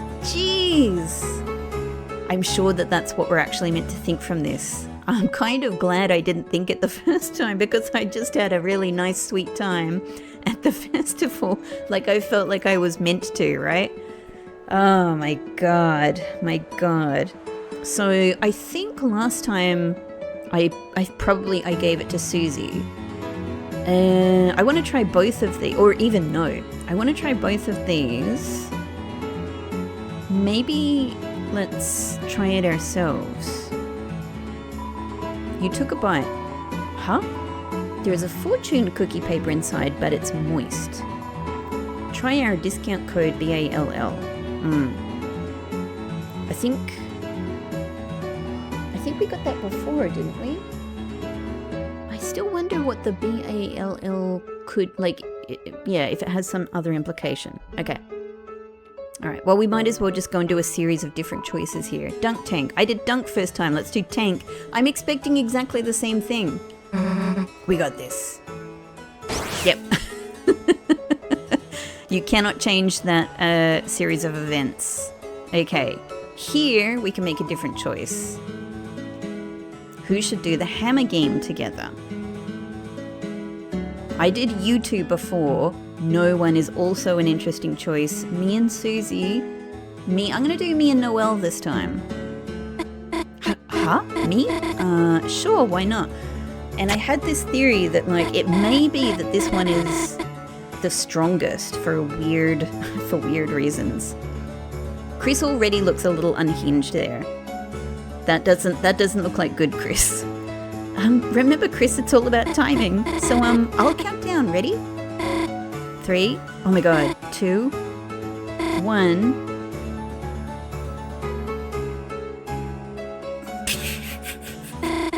Planning on swinging anytime this year, Chris? Chris, what took you so long? I just had to try to match your timing and... Whoa, you guys did perfect. Huh? No, we didn't. Interesting. Okay, well, I'm looking forward to seeing what the third option was. Yeah. Okay, cool. Sorry, I'm not going to talk to anybody. I'm going to go straight up to the next... hang on. I've had a freaking thought about this, because I was remembering that this is a choice as well. It didn't seem like an important one, but I suddenly remembered what the options were for this. And one of them, because it turns out that this is Donut... You know, like he's once again spent his money on a hugely expensive donut. Is it? But it's not a donut. It's a takoyaki. But he implies it's a donut. Don't. I said guess before. Don't. Donut. Don't. I spent 2G on this. I didn't even know I had G. Okay. All right. I don't know if I was right about that.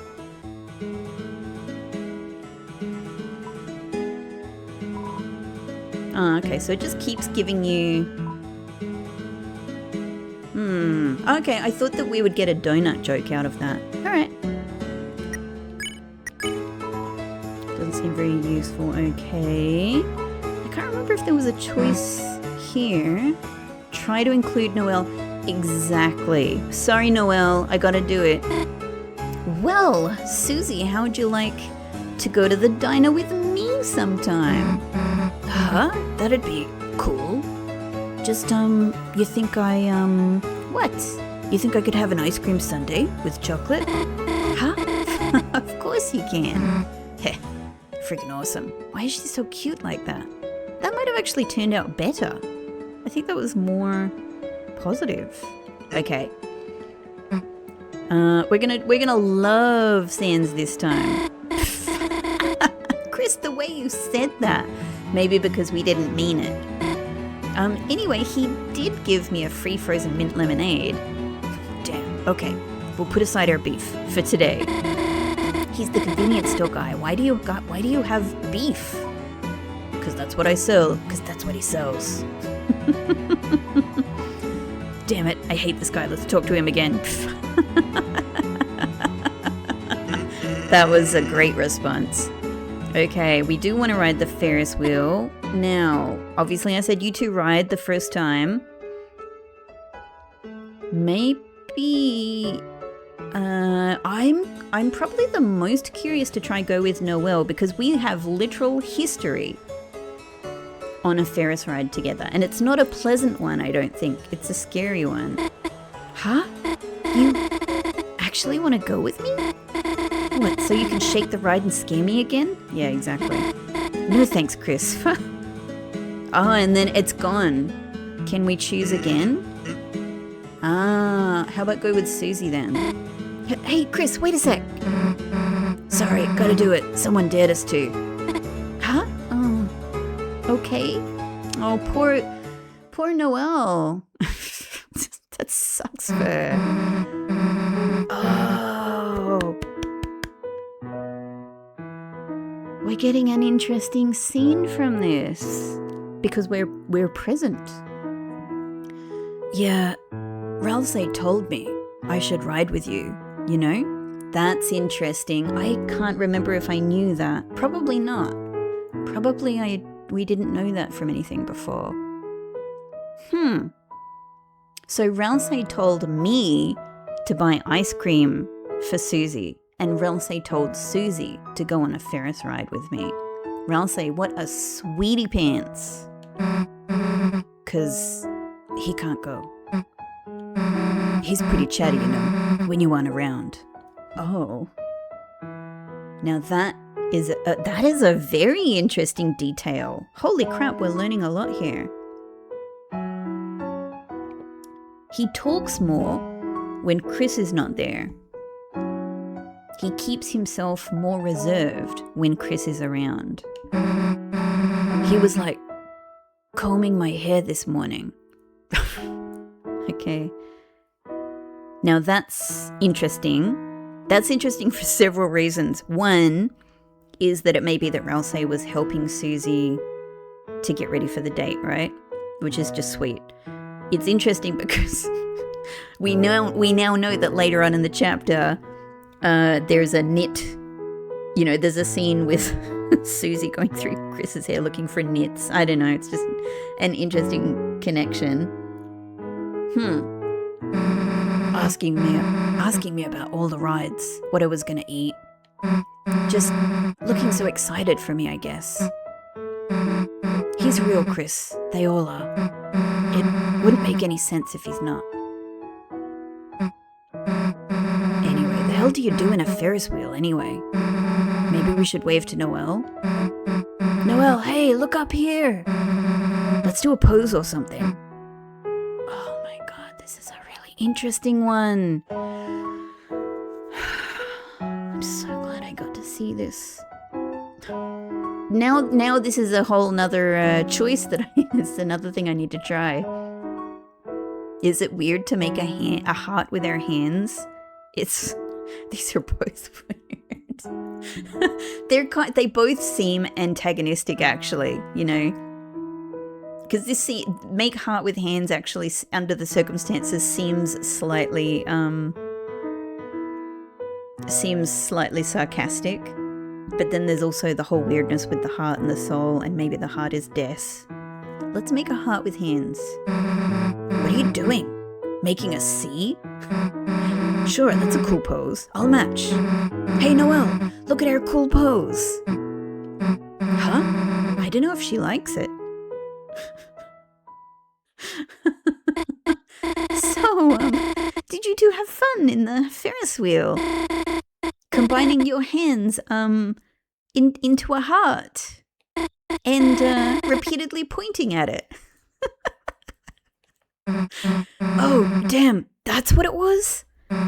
Yeah, it was fun. I see. You know, it was for you. Nice save, Susie, nice save. Huh? Well, I really liked it then. Would have been cooler if the window was open and we threw stuff. Yes? No? Anyway, let's go. Oh, delightful, delightful. Well, I'm going to keep continuing with this one. God, that was amazing. That was amazing. Okay, now we've got a Sans choice here as well. I think? Don't think? Or do we not? This just happens. Maybe nothing.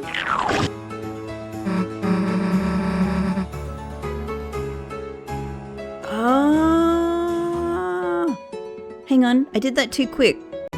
Okay, I just paused to take a look at the recording, and because I was a little bit afraid that maybe there was a choice and I chose to eat the ice cream. I don't think there was, unless I just went way too quick past it. I don't think so, I don't think so. So that's interesting. Why did Chris get the ice cream this time? And here's something else interesting that I did not look at the first time, because it was, you know, there's enough interesting stuff happening on the surface of it, right? What the hell is the shape of Sans's ice cream? Like, Chris just ate the holiday-themed one. Obviously, Noelle literally ordered it, and I guess Sans gave it to us. we took it and ate it. We ate it. Chris ate it immediately. I didn't eat it. You know, the soul didn't eat it. Chris ate that freaking ice cream immediately. That's dark, but I wonder why that different thing happened. Maybe it's because of the choice on the Ferris wheel. I don't know, that's crazy. But what is the shape of Sansa's ice cream? Is that like the knight? Because I could see that being like the front of the knight's... I mean, it's all white for one thing. I could see it being like the front of the knight's helmet with the two, you know, antlers, the antler bits sticking out the side. And maybe like the big shoulders kind of out the side there. But otherwise, is it Ralsei or Asriel? 3 ice creams to represent the 3 of us, except one of them is holiday themed, except Chris just ate it. Huh. I don't know. I'm curious what people think about this.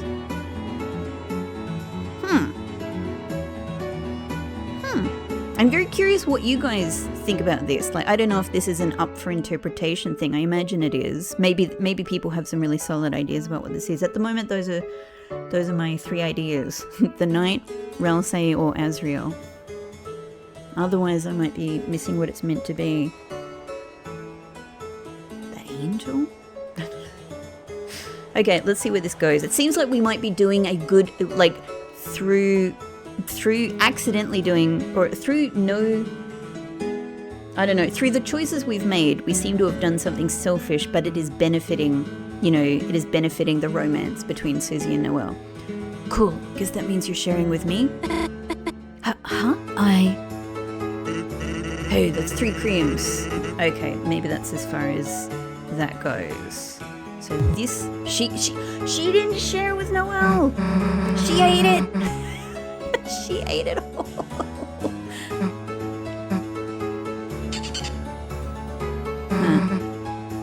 So this plays out the same. Okay, next critical decision point, I'm going to choose something else for the king and queen vote. I assume, I don't know what will happen in the weird route, obviously, but like I assume the route I've done means we never, maybe in the next chapter, but at the end of this chapter, we don't seem to ever find out like what happened, right?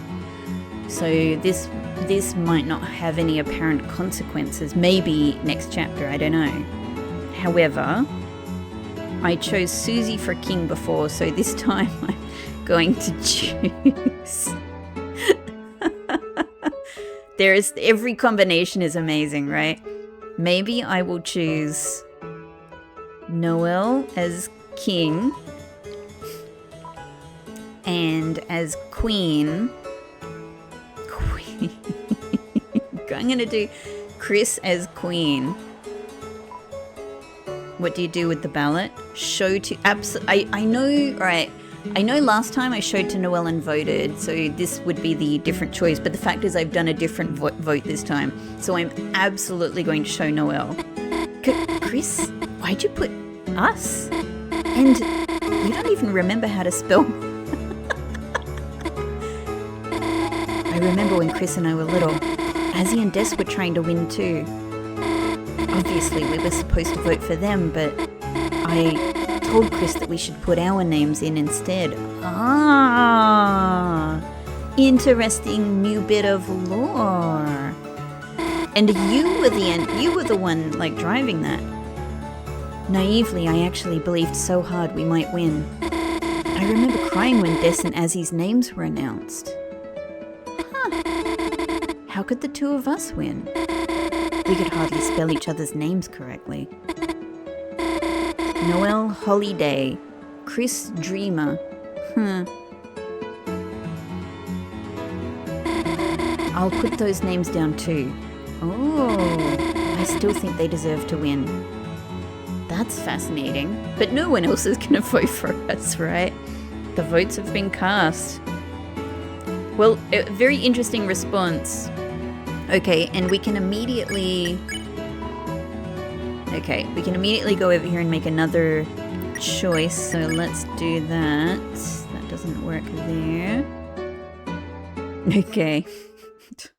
I still stand by my original decision here, however. I mean, that's the case with pretty much everything. I never even got this third dialogue. Man, this whole fake girlfriend thing. Chrissy, I thought it was like so funny at first, but because I was like doing it over the phone, guess I couldn't see like how serious he was taking it.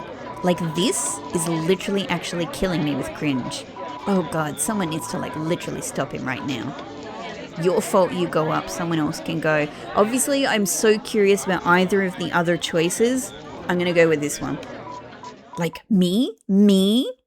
I don't know if this is going to be devastating, like far more devastating for, I know he's Pizza Pants in this game, but I really struggle. To me, he is just through and through in my heart and soul, he's Burger Pants, right? Anyway, Burger Pizza Pants. This might be so much worse. It's probably likely to be the worst, you know, of the three choices. However, it might, I don't know. It might also be like kind of, I don't know. Let's see. I guess you're right. Maybe I did like go too far. But like if I like go up there, people would like see us together or something. Okay, I'll just like God lie and say I'm my own twin sister or something. Then fake my death later. God, okay, like here I go. What is happening? Hi. Girlfriend. He's doing everything he can to save himself. Everyone, this is my girlfriend. So maybe this would have happened with Caddy as well. Pizzarina! Wait, and the fires of our passion are gonna burn you into stuffed crust, TM. Come on, Rena, just like we practiced, let's go. Is he doing this because he has realized what's gone on and he's trying to save, you know, his reputation? Or is he only just trying to save his reputation in the moment, but he hasn't realized the bigger picture of what's going on? I wonder if essentially, yeah, the same thing happens with Caddy, even just the one single strum. Oh boy, it's already pretty bad. Girlfriend. Oh my god. Like, girlfriend. Hi, you're my girlfriend, let's go! Surely he knows her. Doesn't he know her from the town? Can I, like, say something for a sec? I know. Oh my god. What is this sound? Oh, hi, Pixie. Hey. This sound is my little, my own little Pixelina, my Pixarino, doing mouths after he got his dinner. What the friggin'? This is some of the most disturbing sound in the entire game.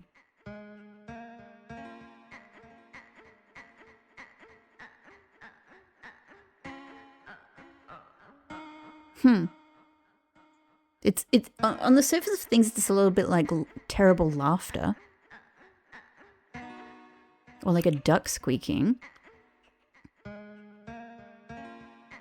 The sort of sick sounding guitar. But it's actually playing a melody. It's actually playing a familiar melody. Very slowly. Okay, that's what it is. I'm not exactly what you imagined, right? He full on thinks it's her. Whoa. Look, I admit it, the pictures I sent you, I shrunk them down to pixels so you wouldn't see the real me. But you, Pizzarina, you're every bit as sweet and kind as I could have hoped. Huh? Didn't you only like me because of my hot pics? Rena, I've managed to download hot pics online, but I've never managed to download a loving girlfriend.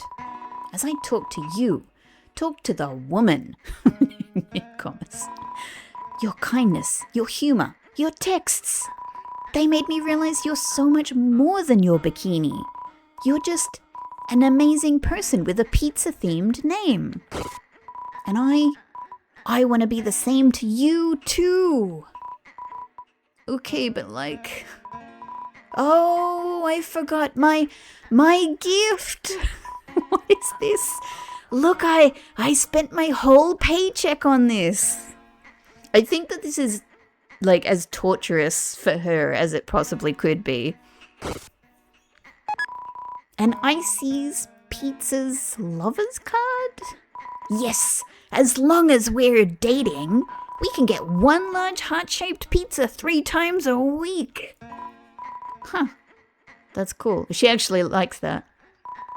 And it only works if we're, like, dating? Yeah. They check. Huh. That's cool. So, want to see the rest of the festival? Maybe ride on the, Ferris wheel? Yeah. You know what? Sure. Huh. Wow. What the freaking hell? Alright. Chris, why did we hide in the trees to watch that? That's a really good point, Noel. Yeah. Okay, well, let's see what the response is here. Blue Bunny is looking very happy about this outcome. That's kind of wild. Phew. In the end, if he's smiling, that's all I can ask for. I feel like I'm getting inspiration for a new ice cream flavor. Pizza and poison. The poison would be green apple syrup. The two of them representing pizza and poison. It's beautiful, isn't it? I wonder if she'll still ask me to text him for her. Interesting. What do you think, Caddy? Whoa. The enemy alligator girl was his girlfriend? Oh my god, OMG, way to go, enemy alligator girl! I never thought anyone would like her. Lol. OMG, the loser boy and the hot evil girl hooking up? He must have given her, like, the boy version of toxoplasmosis. Lol. Huh. Well, that was awkward. They're married now? No one played any milk noises very... No one played any milk noises very cool. No one played any milk noises. Very cool. Not. You only want milk-related things. Splash, splash, splash. Have to make my own milk noises. Not cool. Hey, Pixie, you doing big jumps? He's doing big jumps, everybody. Did I look at the stage? Okay, that was a substantial difference. And I can only assume that whatever you choose here will absolutely have ramifications in Chapter 6. That's not what I expected. Can we see them in the festival somewhere, I wonder? Interesting.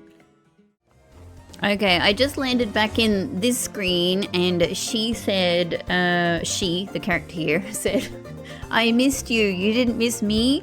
And because I wasn't recording, I left the screen and came back in, but they didn't. Oh, there we go, there we go, there we go, there we go. Oh, this time they're excited, but the last time when they said, I missed you, they looked crestful. Oh, there we go. Yeah, when you walk away. Ah, there we go. I actually can't remember if I've seen that before, but it sort of felt new. Did this she have bunny ears before? No, they're all bunnies now. They're all bunnies. What can I do with them? Whoops. Can't beat them, join them. Ah, bunny ears. That's 2 in bunny ears. Hilarious, bunny ears, bunny ears.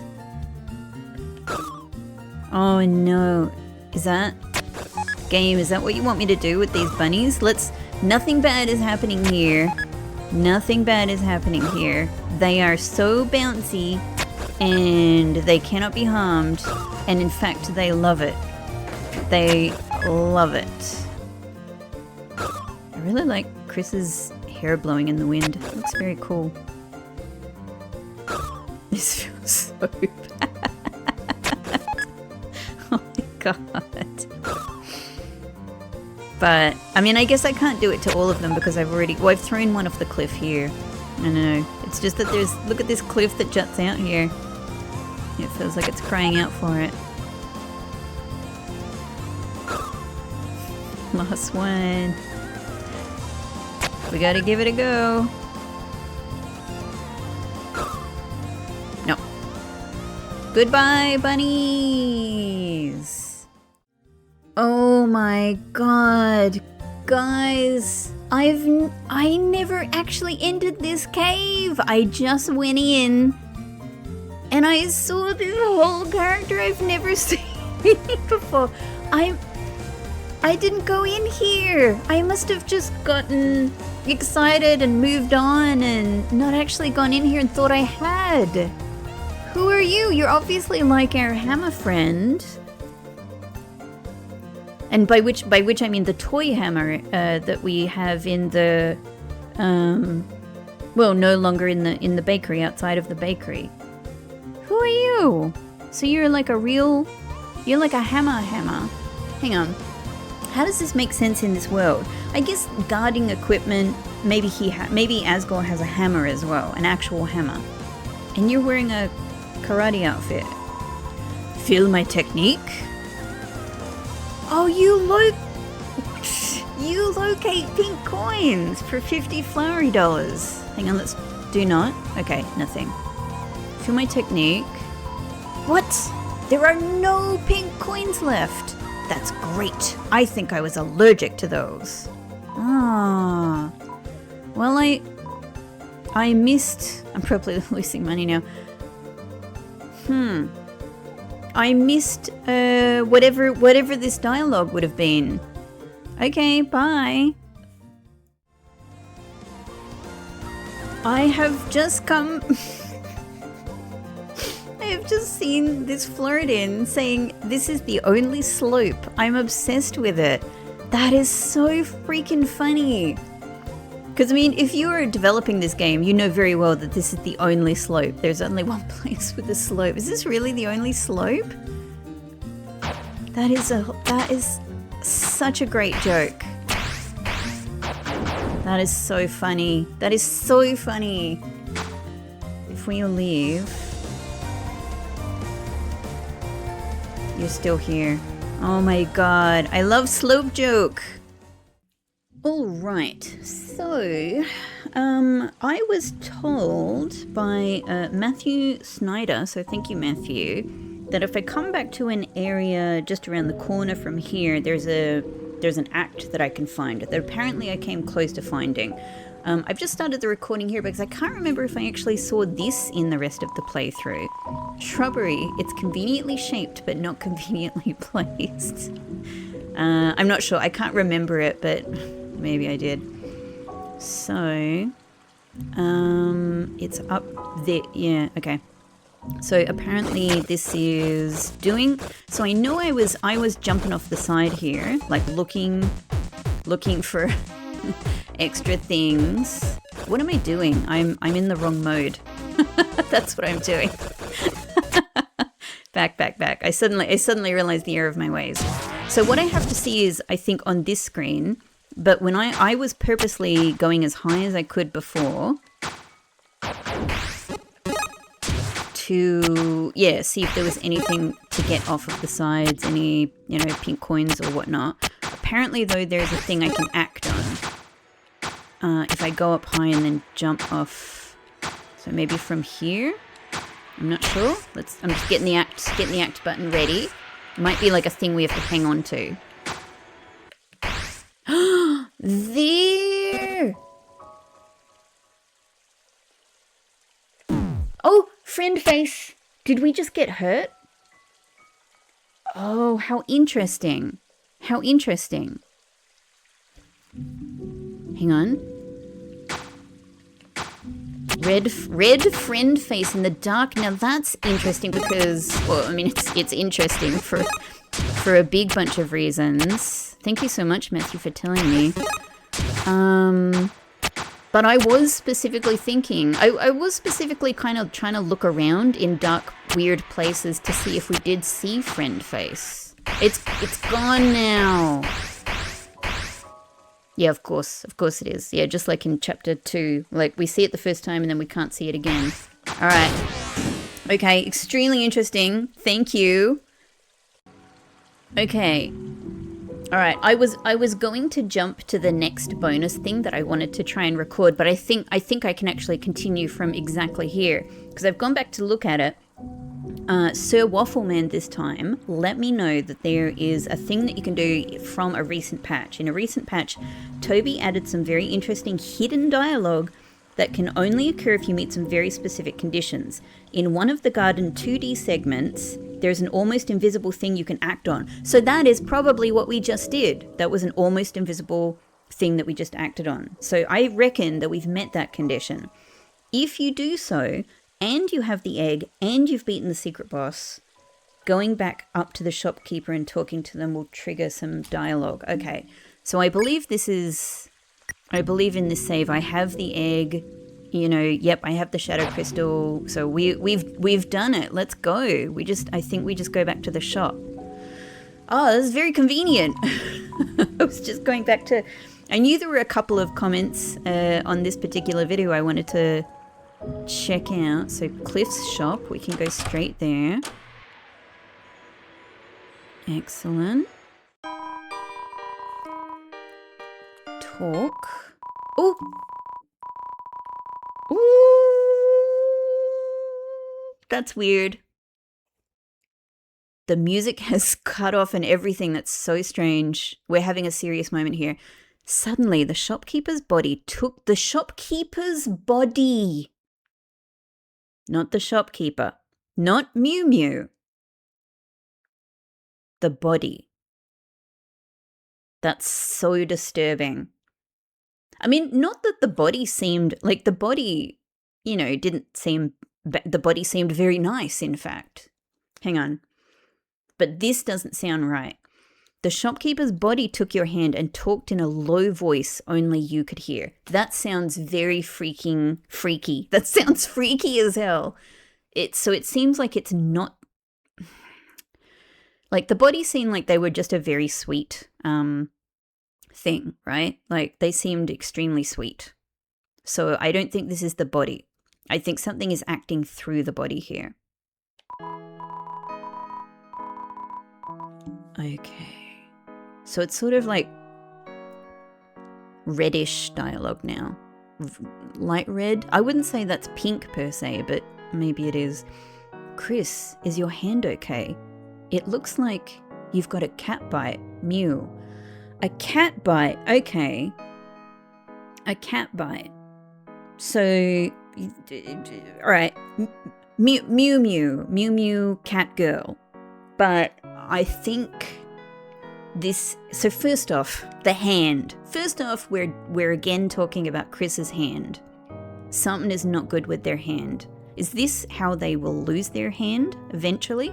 They have a cat bite. Is it the freaky, like, amalgam cat that we see in the description of, like, the Dark World? You know, the Undertale kind of multi-cat? Amalgam cat, you know, which is friend or friend cat, whatever. Have we already been bitten? Cats can be nasty creatures, can't they? Mew.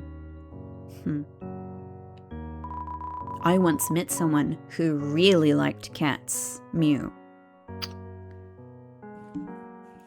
I mean, you really like cats, but I don't think that you're talking about yourself. Who really likes cats?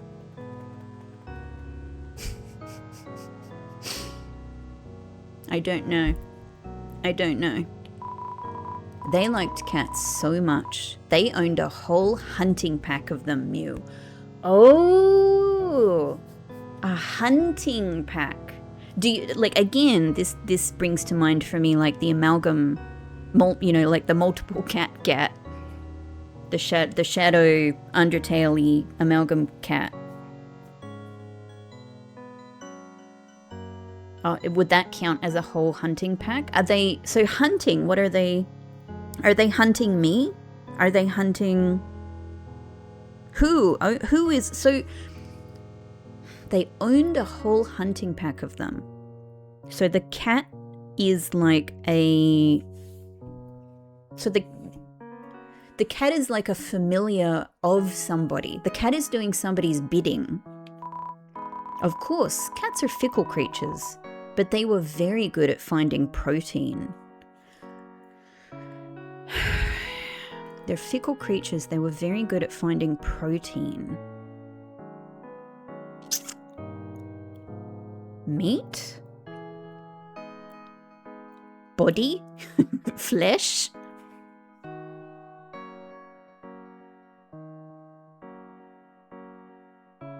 Ah, egg. Because, I mean, you know, I suppose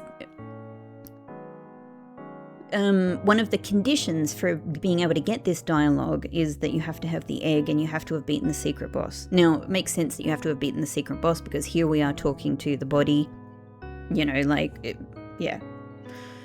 But we have to have the egg to get this dialogue. So is it the egg that they're so hang on. If that is the case, there's probably, I might not be on the right track here, and maybe nobody knows what the right track here is, but I'm just thinking this is how I'm imagining things at the moment. The amalgam multicat, I'm just going to call it, is a hunter that is being sent by somebody. It's interesting that they get the comment that they're fickle, because that says to me that they could be turned. Anyway, so I find that interesting. That might be setting something interesting up. But for at least for the time being, it's like they've been sent to hunt for the eggs.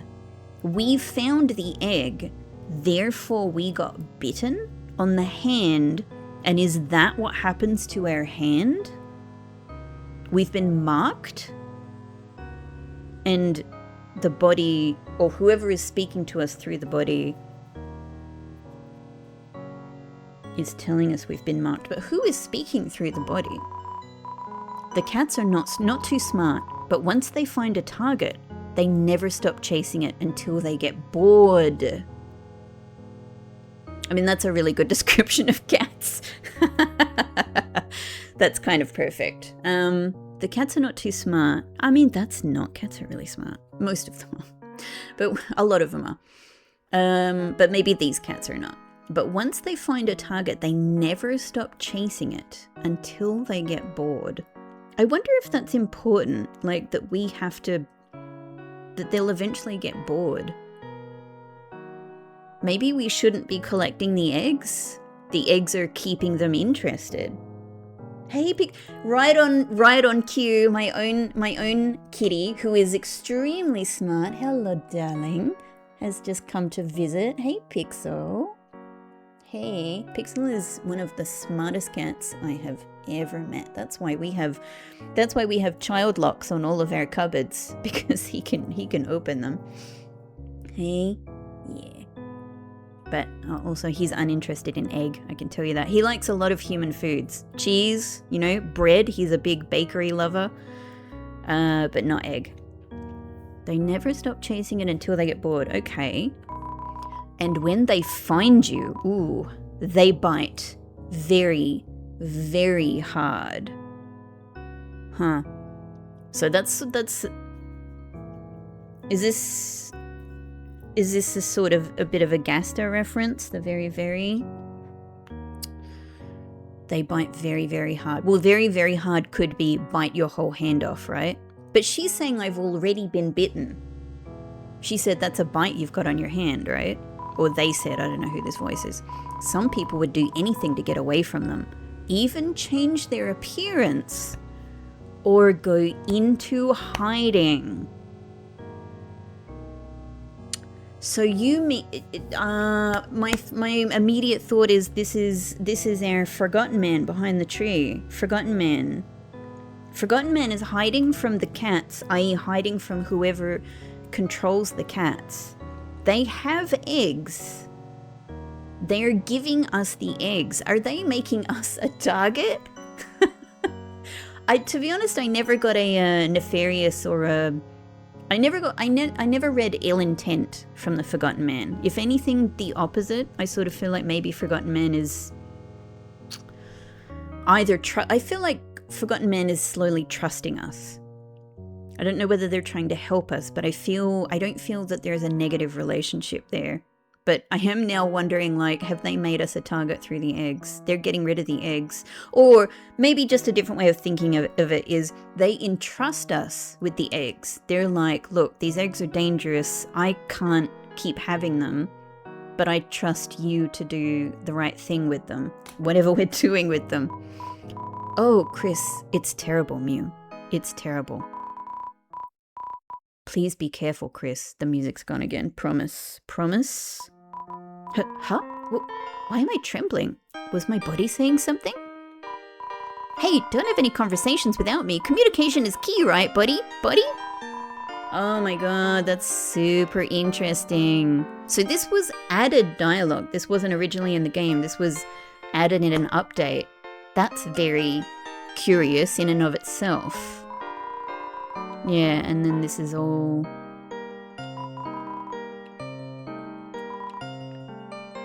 Yeah, this is the same as what it was, right? Okay. Wow. Interesting. Well, that's another thing that will require much thought, but fascinating. What's going on with Chris's hand? That might be some of the most interesting insight into the eggs. You know, if I'm thinking about this right, and who knows, again, maybe nobody knows, but this is just my straight up thought is this is to do with the cat thing, this is to do with the eggs, this is to do with Forgotten Man. That is so interestingly explicit. If so, like, we're maybe starting to get a little bit of a picture about some of the other extremely mysterious, like, relationships and power dynamics between these odd, like, entities that exist, like, outside of the world. And who was just speaking to us? I don't know. It doesn't make much... It did seem like someone that cared for us. Forgotten Man? No, because why? I don't know. Surely not the voice of Forgotten Man. Because why would they say some people will do almost any... You know, I don't know. It seemed like they were talking about someone else. Alright. Extremely interesting. Thank you so much for letting me know about that. I'm really happy that I got to... Like, eventually I would have seen all of this stuff right through looking at other people's videos, but the great thing about being pointed towards this is I can have the experience for the first time. I can make sure I'm recording it for you guys to see it. So really appreciate it. Thank you. Hey everyone, we are going to finish this Deltarune Chapter 5 playthrough series off with something I've never done before with any of the other chapters. I've seen the weird routes, but I've never reacted to them. I'm going to do a full live reaction to the weird route for you guys, but I'm just going to let you know that what I'm actually editing into the YouTube episode here is just a few key parts of it. The entire hour and a half full reaction to all of the weird route changes is going up on the Patreon. So if you're already a patron, you can access that. If you'd like to, consider becoming a patron to the channel, which always, is immensely appreciated because that helps me to do what I do here. Then the link to the Patreon is in any video description, so you can take a look at it there. So the full hour and a half reaction is going up on the Patreon, but what I'm doing is editing in some of the key moments of that into this episode here. Now, the video that I've chosen to look at is a commentary-less video of the weird route by Boneless Walkthroughs. So thank you very much for, for making that available. And I'll put a link to the video in this video description. But other than that, let's get into it. I'm very, very, very, very curious and very concerned about where we're going to go with this. Oh boy. Oh, floating red pixel. Floating red. That's Noelle. Oh, this is starting so bad already. Oh no, it's already so creepy. Chris? Toriel? Chris, are you feeling alright? So we're not starting with them. I know it is the weekend, but you have not left your room all day. They have... The festival was today, you know. The sun is going down now. We've missed out on the festival. We slept through it. That's why we're not climbing through the window. If you get up now, you could still see the parade. Chris, at the very least you should eat something. There is some honey toast on the table downstairs. Now Toriel is making us honey toast. I made it for you. Well, I will be downstairs reading. I know it has been difficult without your brother. Huh. But... well... no one can make you get out of bed, honey. Okay. So Chris is just... Chris is just, like, are they just sort of... oh, okay, here we go. Oh! They're gripping the bed. So this must be, because obviously I'm not playing, I'm just watching a video, so I'm guessing at what's happening is that this is the player, you know, i.e. the soul pulling us out of bed. Oh my god, Chris does not want to go. Nothing to say. Okay. All right. So the good thing about this is it looks like it's the main, you know, the main sections are sort of, the important things are edited together. We've got that little wobble in our walk. There's the honey toast sitting there. Nothing. We have no... Chris, are you all right, sweetheart? The television! You should eat something. There is some honey toast on the table for you, all right? Maybe some festival games might cheer you up. I am sure Susie would love to play with you. So Toriel has recovered from her hangover. The television! What? Hey, took you long enough. You trying to sleep through the festival or something? Hey, so what happened with Susie then? Did you go? Noelle's waiting for you at the beach. She, told me to get you. Yeah, we already kind of hung out. Okay. Well, guess you gotta go. Oh, that's so weird to me. Like...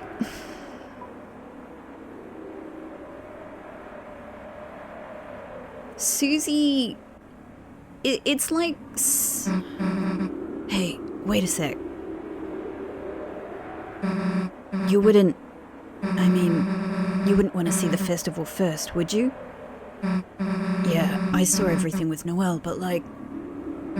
I still want to see how you'd react to stuff too, you know? That's kind of a funny way of putting it. Come on, it'll be fun. Oh. Pretty sure there's no festival in your house. So now we have set Susie to react to things. Your mom should run a cart out of her car or something. She could sell, like, breakfast and, church clothes. That's a cute little face that she did there. This music is obviously a bit... Yeah, everyone's over there to see the festival king and queen. Oh, so it's happening! It's lame, right? I mean, like, why is it gotta be a king and queen? Damn straight, Susie. Whatever we are, it's cooler, right? Right? Not in a weird way, you know. Whatever we are, royalty schmoyalty. We rule the festival now, right? Huh? She's trying so hard. She's trying so hard and, you know, knowing that Chris is being completely disturbing. Doing the king-queen vote thing with Noelle was fun. I put down me and her plus some extra epic drawings. See? I used the green pen for my radioactive breath. Oh, the green pen. She voted before I saw hers, though. She was, like, super excited to write it. Huh. Yeah, you kind of missed out. But, like, I'll redraw it on the table for you later. And add you in, like, getting melted by me. Heh. She'll draw it later. She'll draw it later. I didn't expect there to be cute things as well, to be honest. Oh yeah, me and Noelle rode this she blush. She didn't even look out the window though. Oh man, the whole time she was just resting her head on my shoulder. Dude, my heart was beating like crazy. I don't get how she was so calm. Anyway, you want to ride the wheel? Alright, I call shotgun. Huh. Oh, I have so much to say, but I... Hey Chris, everything good? You know what? I'm going to pause just so I can say it. Okay. So there's so much interesting stuff there already. The one bobbing in my head right now is just about how... So Noelle, in whatever state she's in, after having, I don't know, after being forged into something very dark, through the soul's efforts, right? In chapter 4. No, through, chapters 2, 3 and 4. Nevertheless, she still has her feelings for Susie. She wasn't like, it could have been like, oh, she was just resting her head on the window or she didn't do anything. Like she was resting her head on Susie's shoulder. So she still got all of those, in there are still all of her feelings, her normal Noelle feelings. But she's fearless. She's fearless. Which does happen in chapter 5 to a pretty large degree anyway, outside of the weird route. Like that through the good way that we've like helped Noelle to overcome her fears, right? In the regular route, we've done it in a healthy, positive way. And she's become like not completely fearless, but she's become quite bold. She started to lose her fear and have more confidence. Clearly in this version, she's fearless in an unhealthy way, but nevertheless really interesting. Okay. But it's amazing. It's amazing that we are getting, that we're getting this. Susie knows stuff is really screwed up, but she's, as always, as Susie does, she's trying. She's trying to have a good time with Chris. She's had the festival day. She's not done. She's putting in all of this effort. She's waiting outside Chris's house. She's trying to have a connection with us, which is, again, just how unbelievably sweet Susie is. So, all right, let's go back to this confrontation. You just seem kind of... Whoa, wait a sec. Chris, did you feel that? Earthquake! Is that her? Damn, that was close. We almost... Oh hell, it's the aftershock! She's screwing around, that's adorable. See, knew that'd make you laugh. Oh, she's trying so hard. What a damn good friend. Hey, sit over on my side. The view's better. The view of you being in the headlock, idiot! Hey, stop pretending to snore. What am I to you guys, a big pillow? Don't nod. Stop pretending to snore. I was just thinking, is that... my very first thought was, is that Chris... not the soul. Is that Chris... anyway, I'm not really sure what I was thinking. Is that Chris is where I was kind of going with that. But now I think it's part of Chris messing around in a playful way with Susie. Like, you don't scare me type thing. Phew. Guess that's about it, huh? Oh man, that was much cuter than I was ready for. That was pretty fun, right? That was fun. Maybe next year we can actually break it? Okay. Psst, no one's looking. Let's mess with the sign. Oh my god, she's doing it! Nope. Nope. Now people will think it's closed. Hey, thanks, miss. I was meaning to do that. Damn it. She puts it back because she doesn't want him to win. Hey, you want to mess with the sign again? Gotta get some extra letters over here. Got some extra letters over here. Really? Even Q? I mean, no, we're not doing that. She's determined. She's determined not to be playful with him. Hey, are you in the ice cream stand? No, that's next to me. What are you then? The ice cream sands. Okay, can we get some ice cream? Can you fill out this card? Whatever. What do I put on it? Just draw you and your friends on it. That way I can give you a discount. Okay, so we're still getting the card. Alright, whatever. Here, me, Chris, and Ralsei. I know he can't use it, but I gotta put him on. So that's the three of them. That's the three friends. Hang on.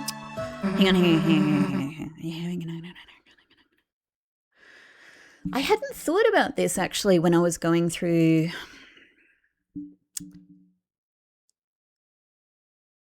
Now I'm rethinking the regular playthrough of chapter 5. I'm gonna have to go back and have a look, but did she, like, I wonder was the implication, did she put Noelle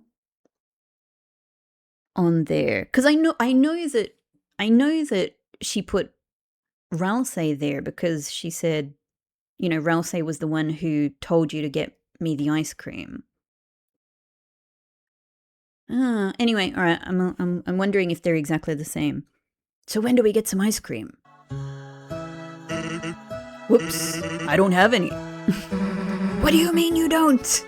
But the stand will after it finishes churning. In the meanwhile, why don't you take this? Chris takes it. You got the bread. Bread? Bread? That's my reaction, Susie. Why do you have this? To make ice cream sandwiches. Oh, awesome. That's kind of a good idea. Guess I gotta wait until the ice cream's done. I'll walk you to the beach, though. You know, when you want to go. Okay, alright, so that's... I see. Bread, eh? A loaf of bread tends to leave crumbs wherever it goes. What? The ice cream will be ready later. Take it easy, okay, kid? Wait, move your foot! Dollar coin on the ground alert, idiot! I can get gummy monsters on my ice cream. Heh. So cute. She's adorable. So Noelle, she did something kind of funny earlier. I said I didn't have any cash for food, and she took out like a roll of bills, probably like hundreds of dollars, and just held it out to me, smiling. I mean, I don't know if I've ever even seen that much money. That is so disturbing. I didn't take it. I said some cheesy stuff like, man, you could get 100 grape sodas with that. I don't know why. It just felt so weird. Yep, it is weird, Susie. It is weird. Your gut is right. It's really weird. Okay, all right. So here's my reading of that. Noelle is going down a very, very, very bad path, and she is disconnected. You know, she is disconnected from her life, from everything. of course she comes from a house that has loads and loads of money in it. So she's taken that money from either in the house or from the bank or whatnot. She's, no doubt she doesn't just have that money as part of her allowance. Like, she's a rich girl, but like, I doubt it. I think the implication there is she's stolen that money from her family because she don't care. She does. The terrible thing, like the absolute disturbing thing about all of this is she doesn't care about consequences anymore. And that's not a surprise. She doesn't care about consequences. Like, she doesn't care about her mother. She's no longer afraid of her mother. She is not afraid of Carol. She's not going to try and hide this either, I don't think. That's what makes this so disturbing. It's, there was in the regular playthrough, when we were having that incredibly sweet scene at the picnic, and now I really am so worried about what's going to happen at the beach for every possible reason. But in the regular playthrough, when we were there was a line where she said something along the lines of like, I think about, I sometimes, or I've often thought about what, like, not being here. And, there's a few ways you can read that. It could be running away, or it could be something even darker. It could be something darker in the conventional sort of sense. I'm sure you know what I mean. Or it could be something even weirder, and probably not, but like in this game, there's all of the Gaster sort of implications and Lost in Code and glitching out and things like that. It probably doesn't mean that, but anyway, she said that. But obviously in that let's say timeline or whatever, in that pathway, she's actually going very well. She's getting confident, she's having healthy, close, relationships with us and with Susie. I mean, reasonably healthy. You know what I mean? Like friendship times, crush times, love times, Things are going well. In this route, things are not going well. So I am very worried. I am very, very, very deeply worried about that. The fact that she took out all of this money is either because she's planning on leaving and not coming back. It could even be just like simply abandoning everything. It could be kind of like revenge on her family. But it also could pointedly be to give a big bunch of money to Susie. She still wants Susie to be okay. And she's like, here, take all this freaking money I got.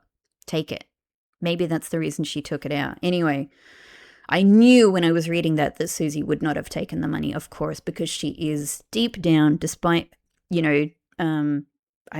despite her reputation and despite her, like, her pranky kind of playfulness and even her desire to be sort of scary and whatnot. She's a sweetie pie, and she actually has an unbelievable amount of integrity, and it's only getting stronger as we go. If you had $5, I'd expect you to buy me stuff, but I guess same back if I had $5 too. Man, even Ralsei was acting kind of weird today. Guess he was just worried you slept in? I asked if he wanted me to do anything, and he was like... He just got quiet and shook his head. Anyway, let's see him later, after other stuff. One sec.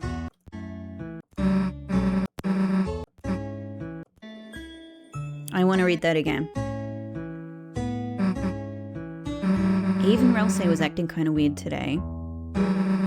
Guess he was just worried you slept in? Ralsei was acting weird. Do you want me to do anything? And he was like, got quiet, shook his head.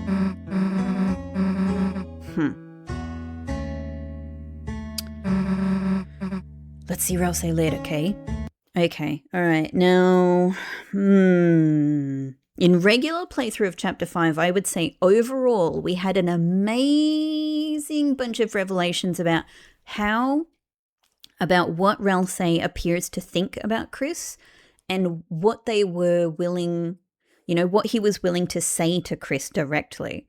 And it was amazing. And so, but I would say overall the vibe is that we were shown Ralsei's incredible belief in us, despite knowing that Chris was creating dark fountains, despite knowing that, and probably other stuff about us as well. Ralsei seems to, regardless, believe in Chris. I'm unsure of the degree to which Ralsei has that much of an awareness of the soul and what's going on there. They might be confused ultimately about why Ralsei might be confused about why Chris is doing what they're doing, but nevertheless, like, it's actually amazing that despite knowing all of that, they still believe in us enough to say, Chris, could you please stop? Could you please stop making dark fountains? It's pretty bad. Like, they were so gentle about it. It's amazing. In this route, though, it's as if it's actually so dark by comparison, because it sounds like Ralsei has sort of, like, Ralsei is heartbroken or has given up on us. Ralsei's like, no, there's no getting through to Chris. Chris is just walking a dark path. Oh, hang on. Okay, I think we were just straight on a cut. All right. Rudy's not on the ladder. Hey, dude, you okay? Shouldn't you be at the king and queen thing? Me? No, I still got some lights to finish up here. You sure, man? Susie, it's better you learn sooner than later. Holidays are always full of surprises. I mean, no, sorry, we have to pause on that line. No freaking doubt. In so many ways. Oh man, that's funny for so many reasons, Weird route, night possibilities, God knows, angel possibilities, deaths. Yeah, of course, like, there couldn't be a truer line. Now, this is so weird because Rudy's clearly, extremely unwell here. But I mean, it seems that the implication, I guess I'm just thinking in the regular route, it seems the implication is Rudy is either already dead by the end of it, or they've had a terrible fall and it's very, very bad. They may not survive, or they're at least in critical condition. I think something like that, right? Here, you can kind of go, well, so far they're perhaps they're not in such a critical condition, but clearly things are very bad. Clearly this is not a good state still. Depends on which holiday. Good surprises? Okay. Everything smells nice, right? Come on, smell it. Stinky.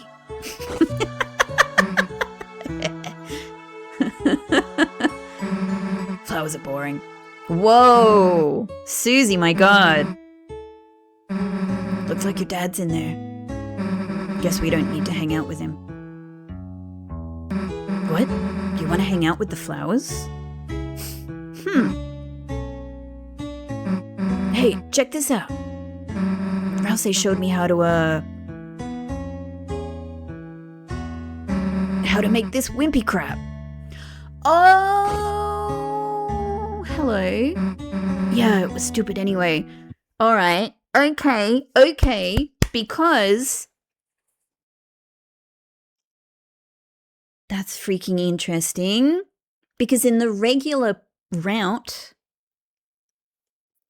when we all right, hang on. There's a couple of things going on here. First off, in the regular route, that thing is already there, made. The flower crown is already there, made. And here it's not, which is weird to me. Maybe it got sold or something, because we are here later in the day. So actually not so weird. Maybe that one gets sold and it's been put, they've been put away or something like that. Anyway. Okay, second of all, The fact that Ralsei taught Susie to do that. When, I wonder? I don't know. Anyway, maybe that doesn't really matter. We just assume at some point that happened. But of course, the most interesting thing is that in the regular route, when we go and look at that flower crown, there's some sort of line. I can't remember exactly what it is, but there's some sort of line about like Chris says something like, you can still remember like the feel of the petals on your head, or it's something like that, implying we have had one of these on our head before. Now that's not strange in and of itself, because our dad runs a flower shop. So, there's opportunities for this to have happened in the past. But it is actually super interesting that Susie, like, we went to all the trouble of having a sequence where Susie puts one on her head now. So that just immediately makes me wonder, does Chris / the soul, Chris, whatever, does Chris have in the regular route a memory already of the weird route? Maybe I might be thinking too far, but that's to me, that seems like that's why we're being presented with this. It's a callback to the other moment in the other route, in a sense. Flowers are boring. Okay. Oh man, we're getting close to the beach, aren't we? Stuff's gonna go down. Alright, done with the festival? I guess so. Okay then. I gotta go wait for the ice cream, so guess I'll see you later, huh?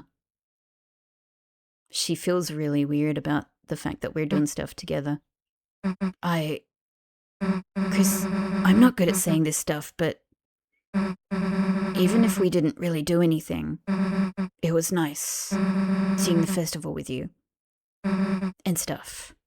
I know me and Noelle are getting kind of close, but you're still a big deal to me too. So, cheer up, okay? See ya. Okay, I gotta pause on that. Just first off, that's so incredibly sweet. Once again, Susie just going to amazing lengths, not only because she wants to have a connection with us, because she wants to cheer us up. She knows that Chris is in, Chris is in a dark place. Chris is depressed. I don't know how she's interpreting it, but something like that. She's trying so hard to cheer us up, giving us noogies, making sure we get festival time, all of that. She's trying so hard, which is just so Susie and wonderful. But then I think she feels weird about the fact that we are going and having private talks with Noelle. Like, really, why does Noelle want to see you? What's going on? She's curious. She's worried. We're all acting weird, and she doesn't know what it's about. There's a lot. There's a lot. Let's keep going.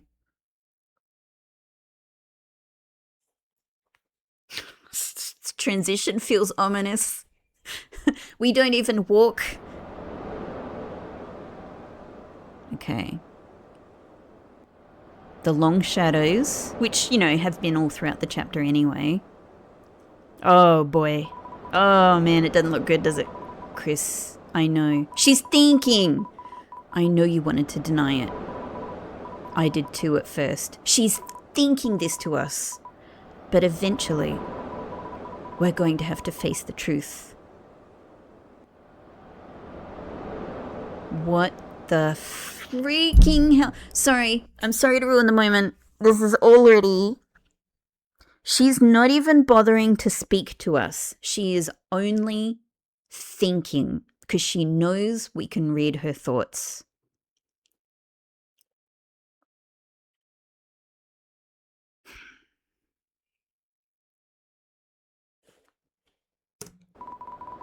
Yesterday, when everything happened, every cell in my body was screaming at me to run away.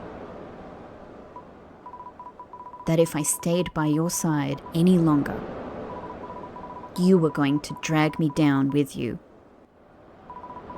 Drag me down somewhere no one is supposed to go. Oh my God. And you know what terrified me the most about that?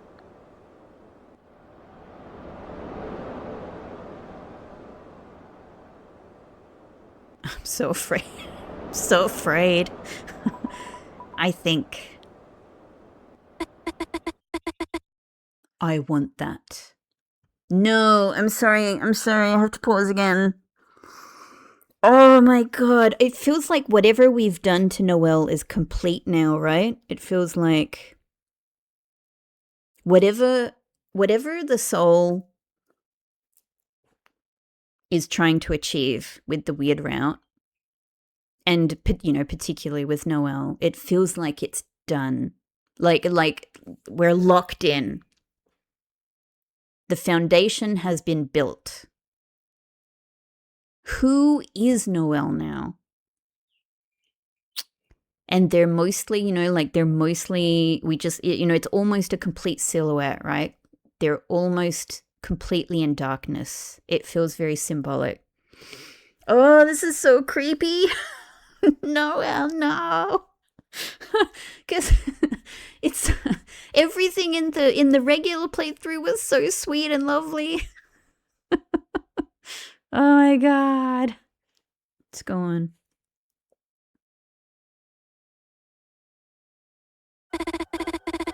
Since Des left, all I've been doing has just been marching down my path, staying quiet, getting good grades.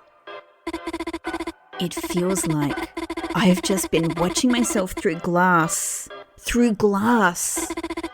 watching someone else move me through life. That's why I want to do something crazy. That's why I want to break free. But I can't. I couldn't. She can now, because I'm just Noelle. A Noelle that has to do Noelle things. Oh my God, we've created such a villain. Just like Chris has to do Chris things. But Chris, you changed.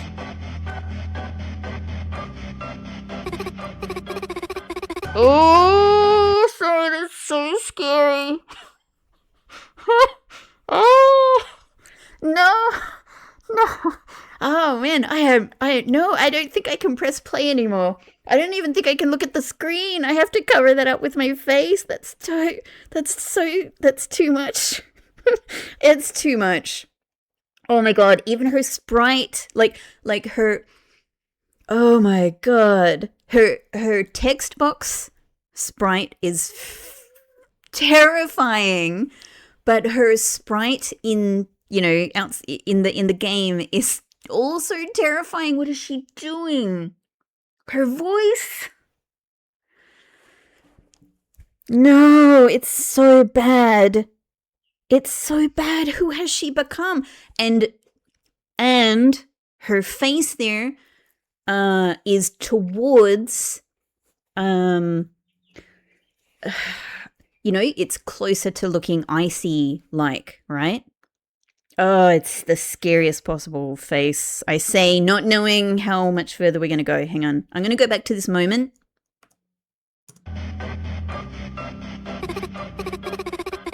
Chris, you actually changed. You found out how to stop being Chris. And no one else has noticed. Because they don't want to. She's so angry and resentful. They don't want to see how interesting you are now. They'll just keep marching down the same path. Oh, okay. Sorry.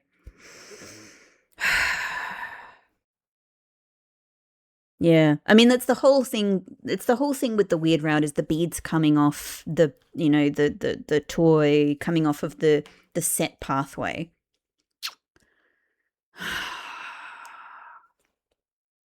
Anyway, all right, no, let's just go. Let's just go. Without even thinking where it goes. Chris, being around you is changing me too. Chris, when I cast Snowgrave, that was hesitation. I felt stronger than I have in my entire life. I know. It's horrible. It's horrible to say that, but... Chris, if it's you telling me to, I can do anything. Oh, she's quoting Jevil. And Jevil is totally unhinged and cares nothing for consequences. Oh my God. And I just want to pause because the other thing I was thinking during that is like Chris must be like actual Chris, non-soul, actual Chris must be dying right now. Like just Chris must, like if Chris... Like, one of the things I keep saying I'm still wondering about is, I feel like Chris has a full awareness of the time loop. And maybe Chris has an awareness of multiple pathways on the time loop. Who knows? I don't know what Chris knows, but I heavily, heavily suspect it's some combination of those things, right? And I'm thinking back to the beginning of this when Chris was gripping the bed, not wanting to be, the soul was pulling them and Chris was like, I am not going forward anymore. I am wondering if it is because they knew where things are going here, either theoretically or because they've already experienced it before and they don't want to experience it again. Maybe something like that. But either way, regardless, they know they don't like where this is going. They don't like the weird route. They're trying to stop it. They're trying to apologize to Noelle. They don't want this to happen to Noelle. This must be so terrible for them. Oh my God. If you tell me to, I can do things that are impossible. Things no one else can do. So, why don't we do it? Why don't we do something crazy? Chris is totally in shadow now. Tell me. Oh, her whole face is in shadow. Tell me to grow wings. And let's fly out of this stupid town. To somewhere no one has ever been before. Oh my God, no! The other side of the lake. Just hang on. Sorry. I'm going back.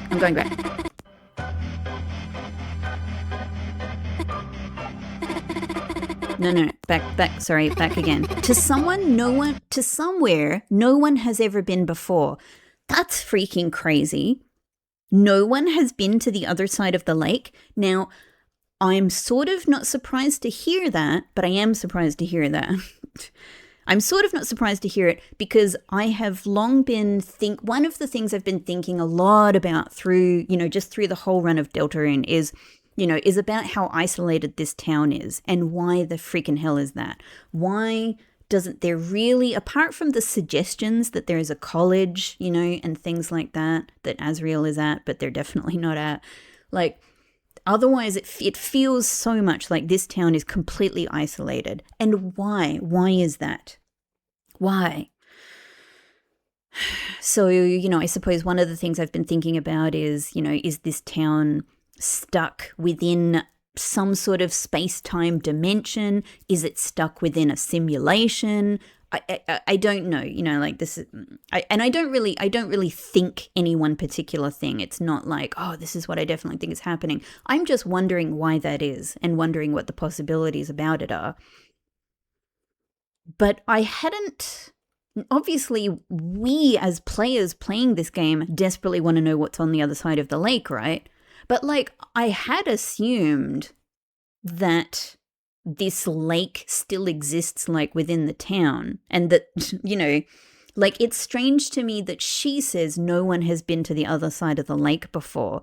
Sorry, in this tiny little sleepy town, no one has been to the other side of the lake? No one has made a boat or a raft and gone to the other side of the lake? That's a very strange thing to say here, but extremely, extremely interesting. Let's go on.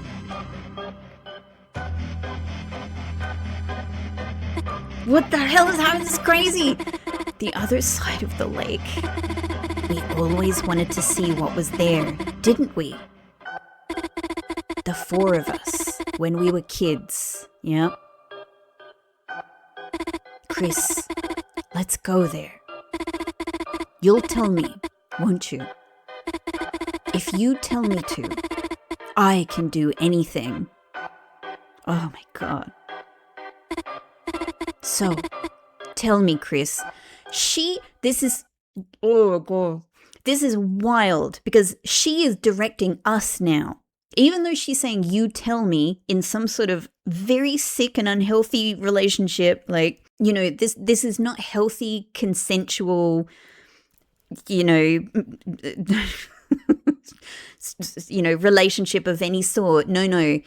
This is very bad. This is the very, very bad, unhealthy, toxic kind, where she is asking us to tell her things, but she is making us do it. Like, I don't know. This is a very, very strange, twisted power dynamic in transformation here. Is she going to sprout wings? Is she becoming the angel? The words I've been waiting to hear. Yeah. No. You're supposed to say proceed, right? Is she not even letting us abandon this?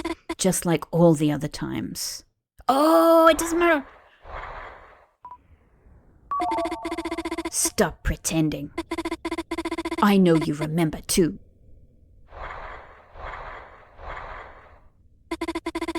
The water's nice, isn't it, Chris? Why? Are your hands trembling? Chris, you're the one that wanted this, aren't you? Sorry, where the freaking hell are we going?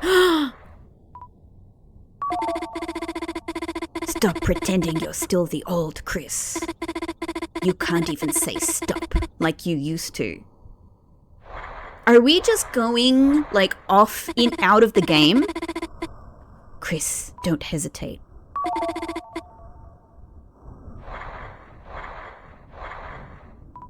This is so weird.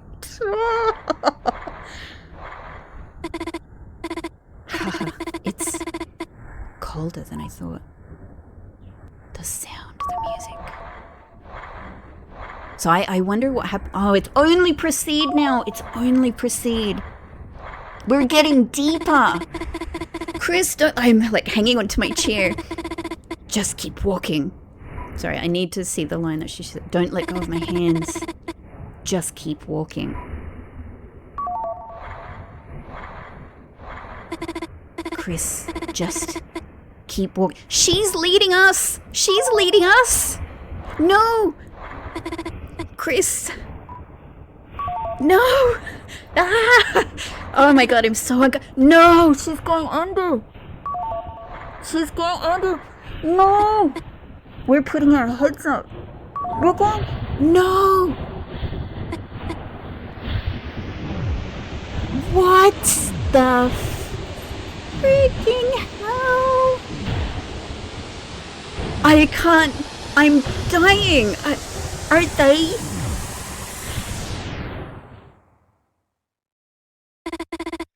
I was wrong.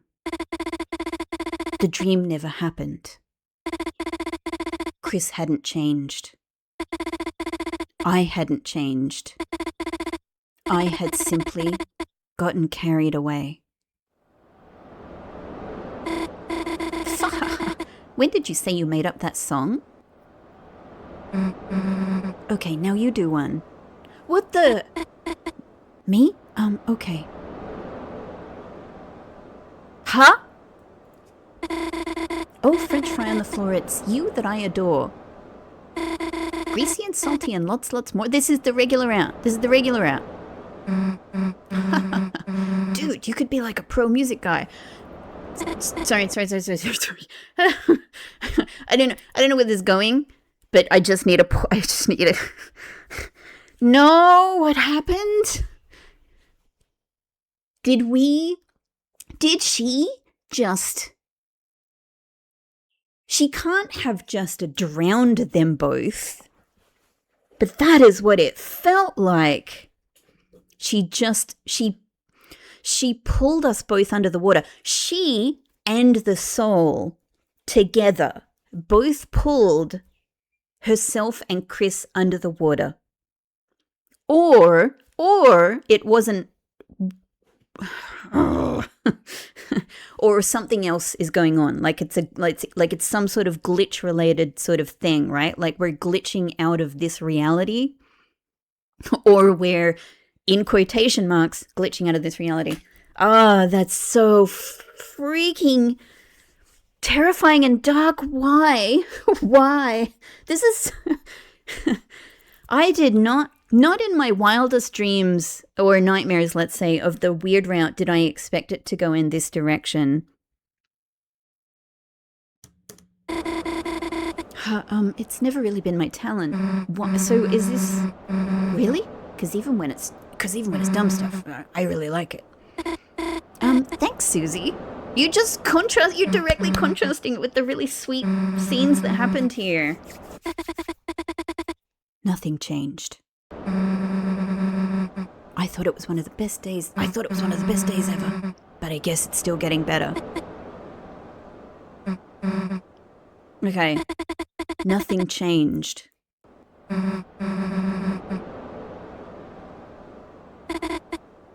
Yeah.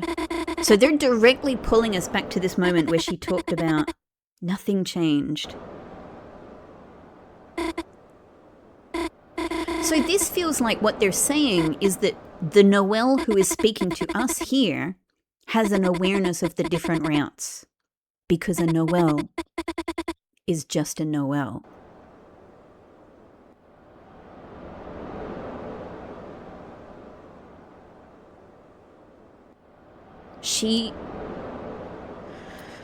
Oh my god. So it's she... Oh!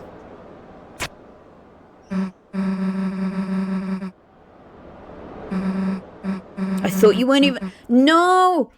She said, I thought you weren't even alive for a second. Maybe the... So now that has a whole different meaning. Oh my god. Alright, so this is where she... You know, Noelle's already run off because of Rudy. I want to go look for her, but I don't know. You don't need to be here alone, right? Hang on. This is different. Get up. Let's go.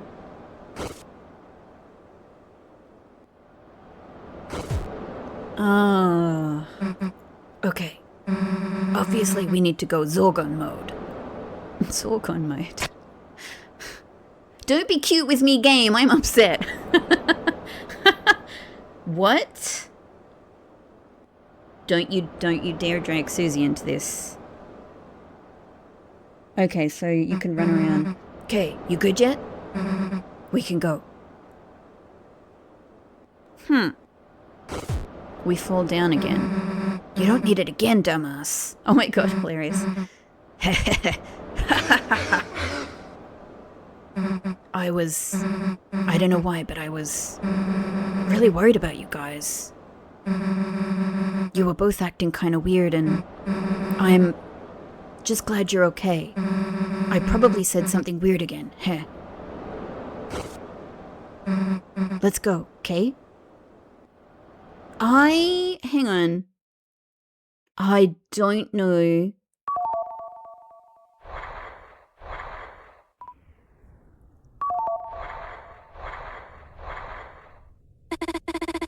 The water's nice, isn't it, Chris?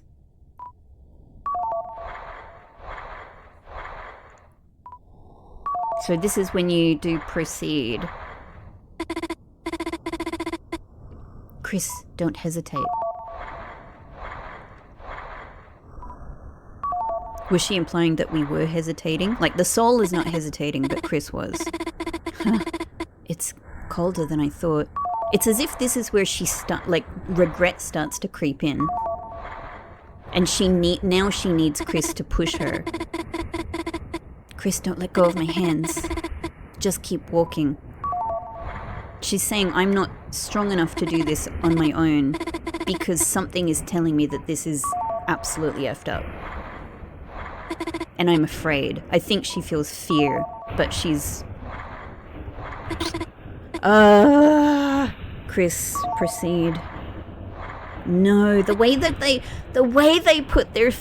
both put their faces up. But they go anyway. And that's hurt. And the colors are... Chris, you can still hear me, can't you? She thinks. Huh? Chris, keep saying it. No! Oh, no. Chris. Oh, even the text box changed color. Chris!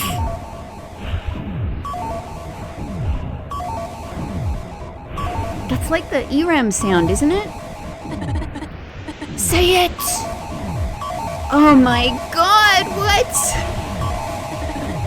Chris! What the freaking hell is this?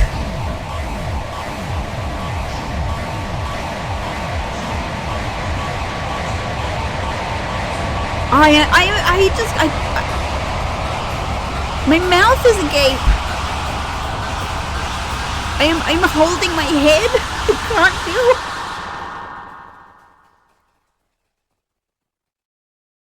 So it's all turned to white. Oh my god. Huh? Insert chapter 7.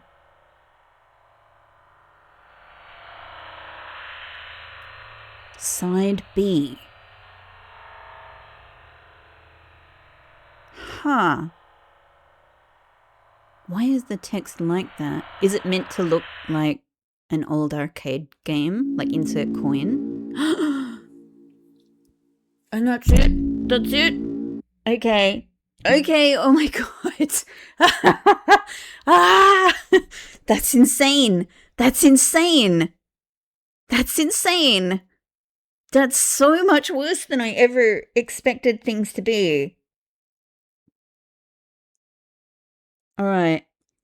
I'm not 100% sure if what was shown here was just the complete walkthrough, like a complete iteration of the weird route.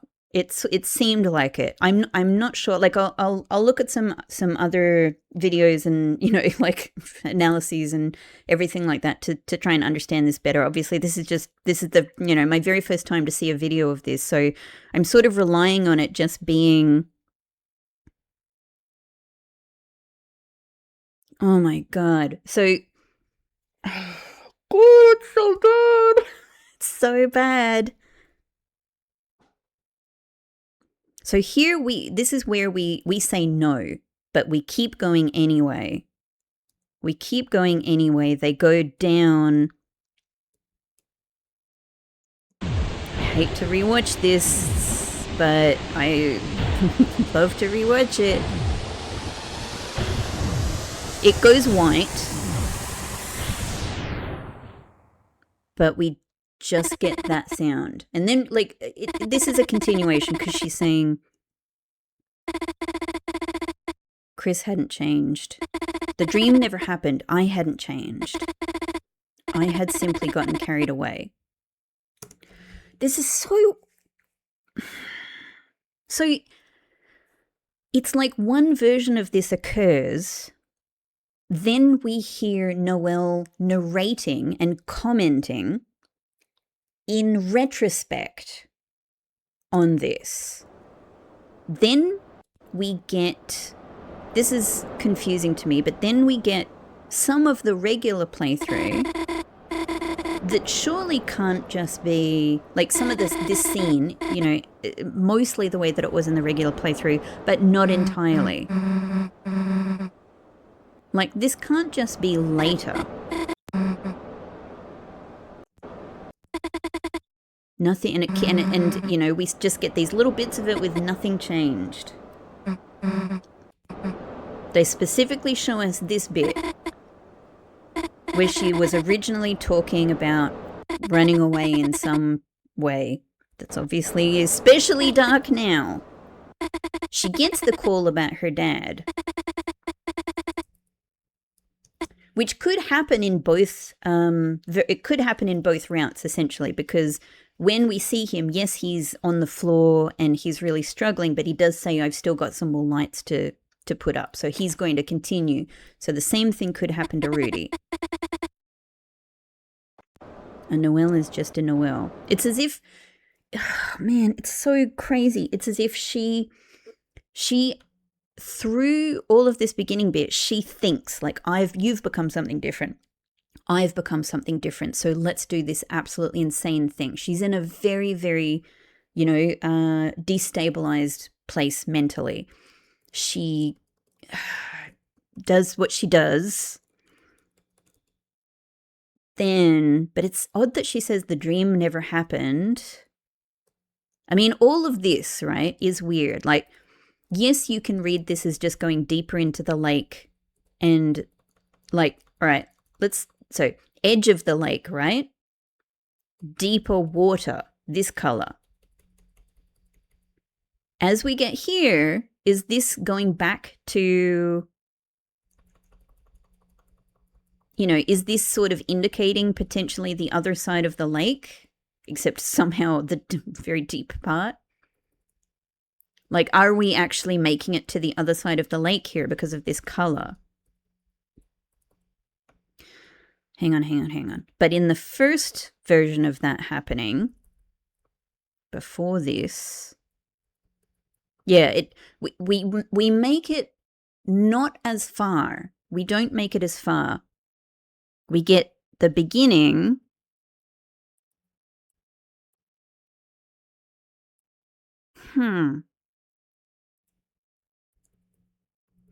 That is so weird. Nothing changed.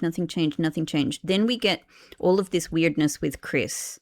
And I don't know if the falling down is Chris exerting some influence over their own body to go, I am not going forward. Like, I'm falling down because we're not moving. We're not going the rest of the way. Or is it even because Chris has sort of died, sort of, and they literally don't have.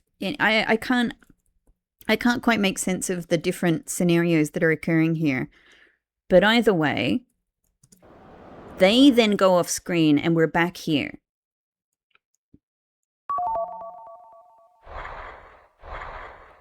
So I don't know if what I'm being, here's the bit I don't know. I don't know if the bit I saw before there was an aborted weird route. It's sort of unclear to me. But either way, this occurs either in a different version where we continue to say proceed, or it happens anyway. It's probably a different, I'm guessing it's a different version. And this is where we continue to say proceed. When we say proceed,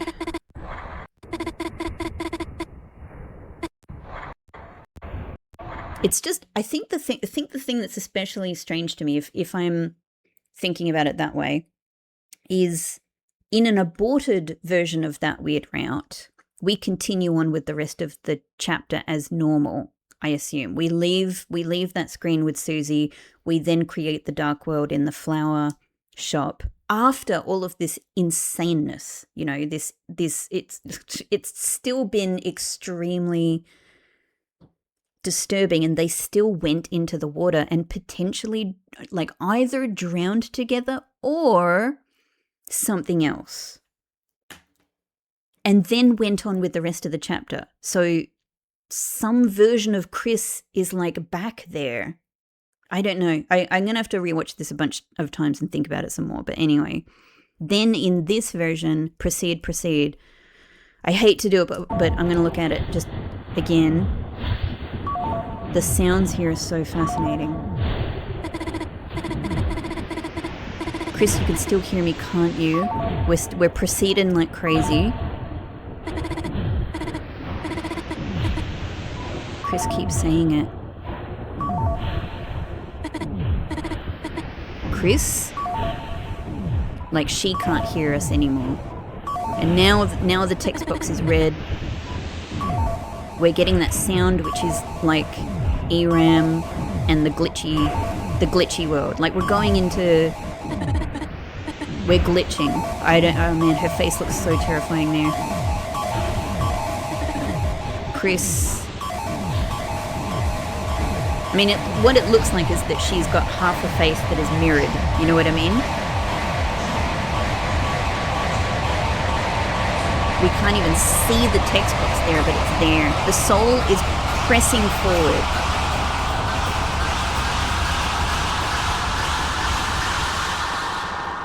I wonder what happens if you don't press the button there, if that's what's happening.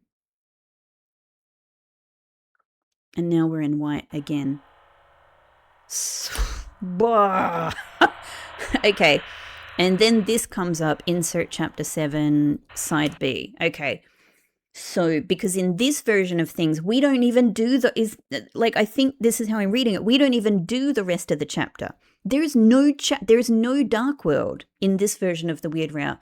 We just go through this scene, and this chapter is now over. And presumably when chapter 7 comes out, here you can probably do something to continue the Weird Route. Oh my God. That's crazy. I was like unable to continue like sitting on my chair. I felt so uncomfortable in my body watching that. What the hell? I just don't even know with this Weird Route. Chapter 2 was bad enough. Like the chapter 4 was ridiculously disturbing. It was so terrible, but like this is so explicit. It's so explicitly, you know. I mean, it's all felt evil. It's all felt evil what is being done. Like there's no way of interpreting things, you know, like, oh, maybe we're seeing things wrong or something. There might be obviously things we're not seeing, but it's certainly what is occurring is, you know, kind of evil. It's as dark as it gets, you know, it really is. It is so disturbing on every level.